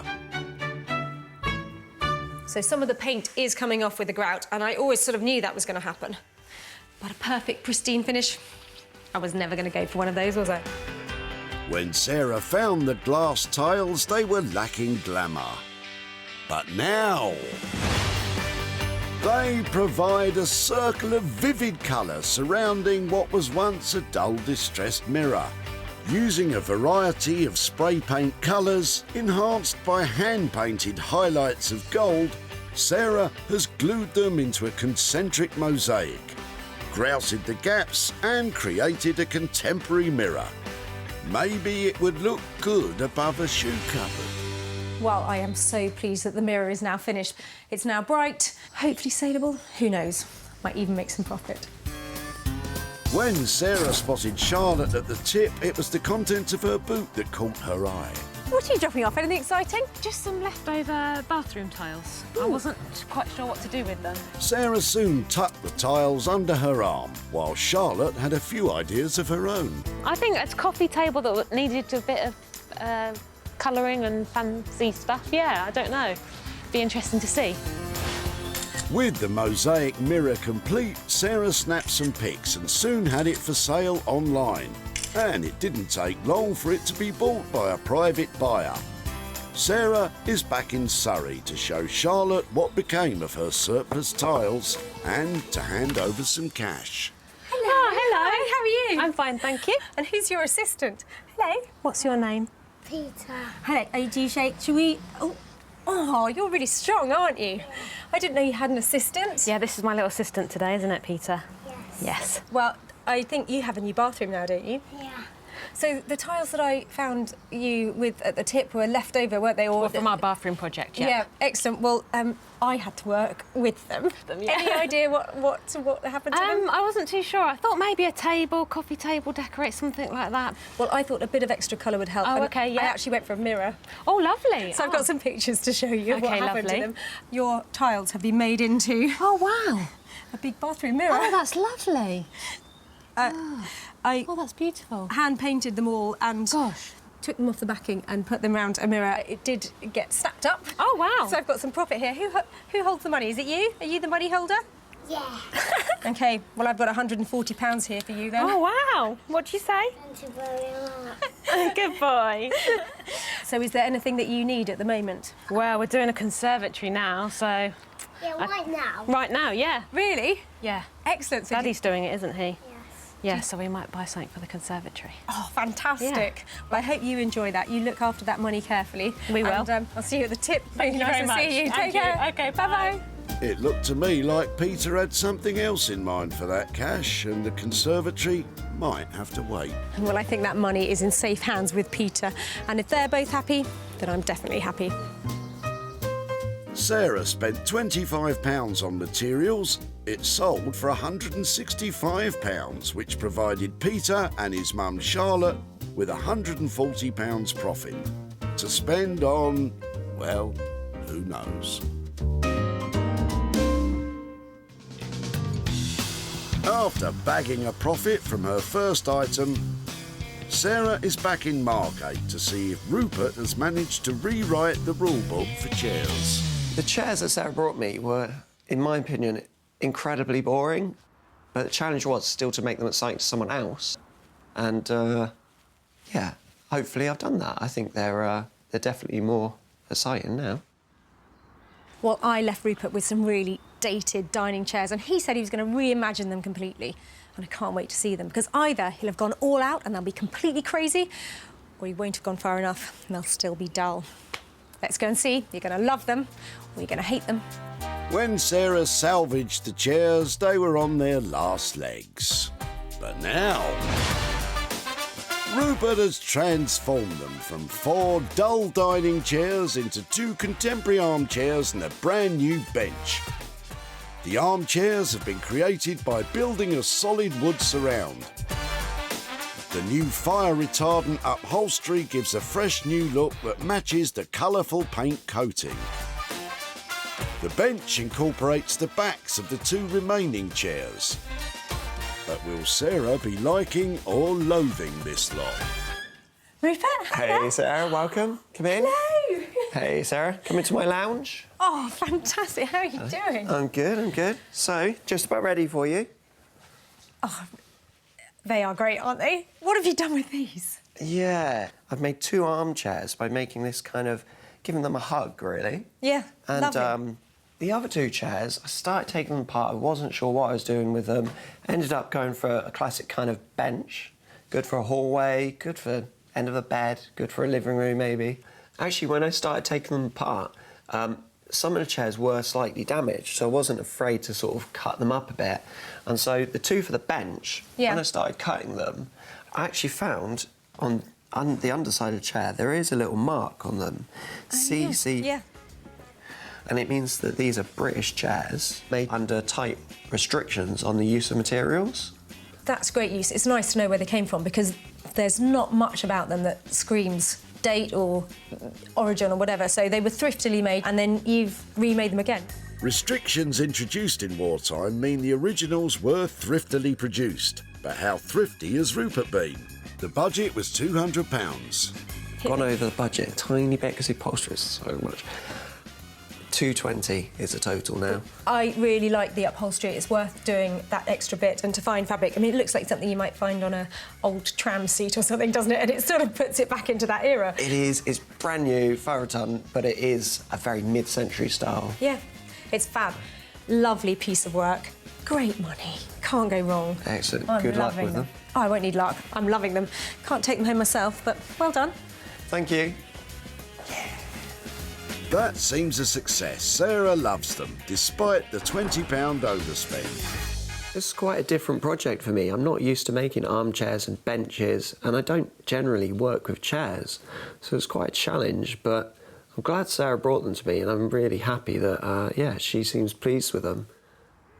Well, I'm really pleased with that lot because those chairs were so dull, and look at them now. They're original, and you just haven't seen anything like that before. I think they're fab. When Sarah met her at the skip, Margaret had already upgraded. We got some better chairs from a charity shop, from a house clearance. OK. So we went for them. As a result, the dull dining chairs were destined for the dump, but they'd certainly served Margaret well. We have used them for 20 years and they were second-hand already. Rupert's given the chairs another 20 years by reimagining them as armchairs and a bench. Sarah's in Godalming to catch up with Margaret and let her know what became of her old chairs.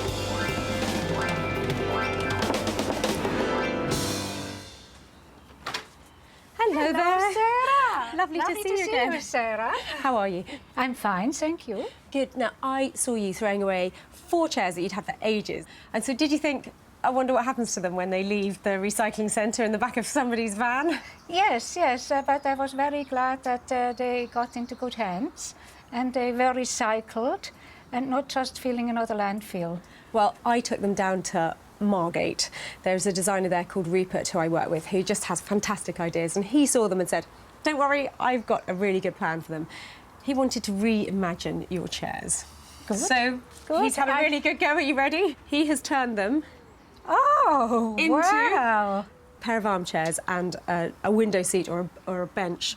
Wow. So, I mean, they look fantastic. I never thought he would have made a bench out of it and, you know, and easy chairs. And well, I absolutely love them. I think in the right place and maybe a big modern apartment, yes, they would look great. They are still for sale. And as soon as they've sold, I'll be back in touch and handing that over to you. But any ideas what you might do with some money if it comes your way? Yes, that money goes to an orphanage in Kenya. Oh, is that something you support? Yes, yes. It's a friend who established that Christian orphanage, and I support it. Oh, lovely. Yes. Oh, fantastic. Well, I will redouble my efforts to get them sold and get some profit to you, but thank you very much for letting me have them, and I will come and see you again soon. Thanks ever so much. Okay, thank you. Bye-bye. Thank you, bye. The cost for Rupert to reinvent the chairs was £220. And as soon as they find a new home, the profit will be winging its way back to Margaret for her to pass on to her chosen charity.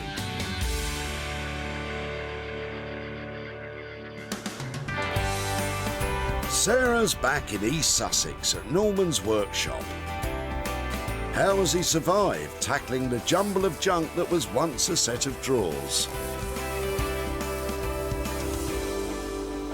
Well, the chest of drawers I left with Norman had character and age on its side, but it was essentially worthless. Let's hope that Norman's managed to make it into something that's priceless. The ancient drawers are looking completely different. We've chopped it around, we've put a little bit of paint in it, we've kept the patina. Yeah, I think it looks cool. I really do. I actually don't dislike it, to be honest. So, yeah. So happy days, hopefully. When Sarah spotted the old chest of drawers at the tip, it had age, it had potential, but it also had problems. But now, Norman has juggled the jigsaw of pieces and has created a modern, stylish piece of furniture with an authentic, aged appearance. The top has been glued back together and lovingly cleaned and restored. The drawer's been rebuilt and the depth reduced, making it modern home friendly. A shelf has been added, opening the front to a useful storage space. And a sympathetic blue has been used to colour the interior. But is it the useful piece of furniture Sarah's expecting? Norman? How are you? Oh, look at that. Hey, that's lovely. So talk me through what you've done. So we worked out what was the top sides. Yeah. So we made that, obviously, that size of the drawer. We've reduced it that way, the depth, because it was too deep, and for modern living, you know, in places, I felt it wasn't right. We had a bit of a job with the feet because they were rot, so we remade them, but we used what bits we had left, so you can't really tell. We've cleaned it sympathetically, and we've kept all the old ink marks and everything else. Brilliant. Yeah. So we've changed the handles because we felt they were more in keeping.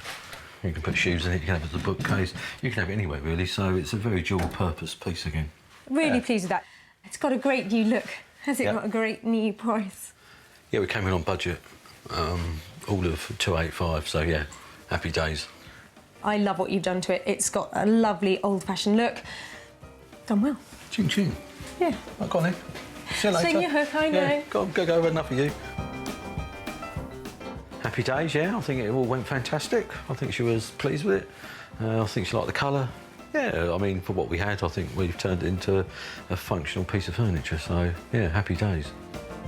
Well, that is a great result. Norman has hauled that chest of drawers right back into the present. Good job. When she met Graham at the tip, Sarah was quick to intervene. That looks very interesting. Just pop that back down there for a moment. We don't want that going anywhere near a skip. And was eager to find out more. What was it? It's an old chest of drawers with about 5 or 6 drawers in it. Wife didn't want it to be thrown away, but unfortunately we've run out of space. A lack of space at home meant that time was up for the old drawers, but Graham was delighted to let Sarah wheel them away. So I'm glad that it's been recycled because I hate to see old furniture being dumped in the dump. And I hope she makes something decent out of it. Graham, you've got nothing to worry about, mate. The capable hands of Norman have given the drawers a whole new lease of life. And that new life will be at a B&B in Norfolk, whose owner, Sally, was first off the mark when it was advertised for sale. We loved it because of the blue, so it fits in well with the pub, but the antique furniture as well because it's an old pub. We like to have the old furniture in here sitting alongside modern things as well. Sarah is in Hazelmere to show Graham what's happened to his broken up old drawers and to hand over some cash. Hi, Graham. How are you? Well, thank you. Nice to see you again. So when I last saw you, I think you've been taking multiple trips to the recycling centre. Yes, I have. I got a lot of things I had to sort out and I had to downscale quite a lot. Well, I was really pleased to be there the day you dropped off that old chest of drawers. Unfortunately, I think I missed the drawers, but did you wonder what we would do with it when we took it away? I was very curious because there were lots of beautiful planks of oak in that, and I really thought something could be done with it, but I didn't have the time to do anything, so that's why it went to the tip, unfortunately. Well, I was pleased to see it, and I took it along to my friend Norman, and both of us decided that we'd like to resurrect it again and see if we could get it back into a useful piece of furniture, but using all of those details that were there. So, got pictures here to show you. Oh, good. Are you ready? Yeah. It's had a resurrection. It's been put back together. Oh, my gosh. Because we didn't have the drawers, Norman remade the interior of it. And he's put it together to make a beautiful, useful, new piece of furniture. What do you think about it in its new lease of life? Absolutely beautiful. It's actually gone off to a B&B and a restaurant, which has a lovely interior, and that fits right in. So oh, brilliant. It has sold, and there is some profit for you, actually. There's £65 here that's coming your way. Thank you very much. That's for you. Thanks very much. It's just better to see the unit being used again more than anything else. That makes me happy. Do you know what you might do with £65? I do a lot of restoration work, but small stuff, not that big, and I'll put it towards that. Oh, fantastic. So one project's going to fund another. Absolutely, yes. Brilliant. Well, I hope you enjoy doing that. Don't throw any more of those away unless they're there, OK? I'll call you first. Great. Lovely to see you. Thank you so much. Thank you. Thank you. Bye-bye. Bye-bye now. I think Graham quite liked it. Well, that was sweet. But actually, there's £65 for Graham to spend on his new projects. Well done, Norman. Well done indeed. The broken old chest of drawers cost £285 to transform back into a beautiful piece of furniture. Sarah sold it for £350, which left a profit of £65 to hand back to Graham.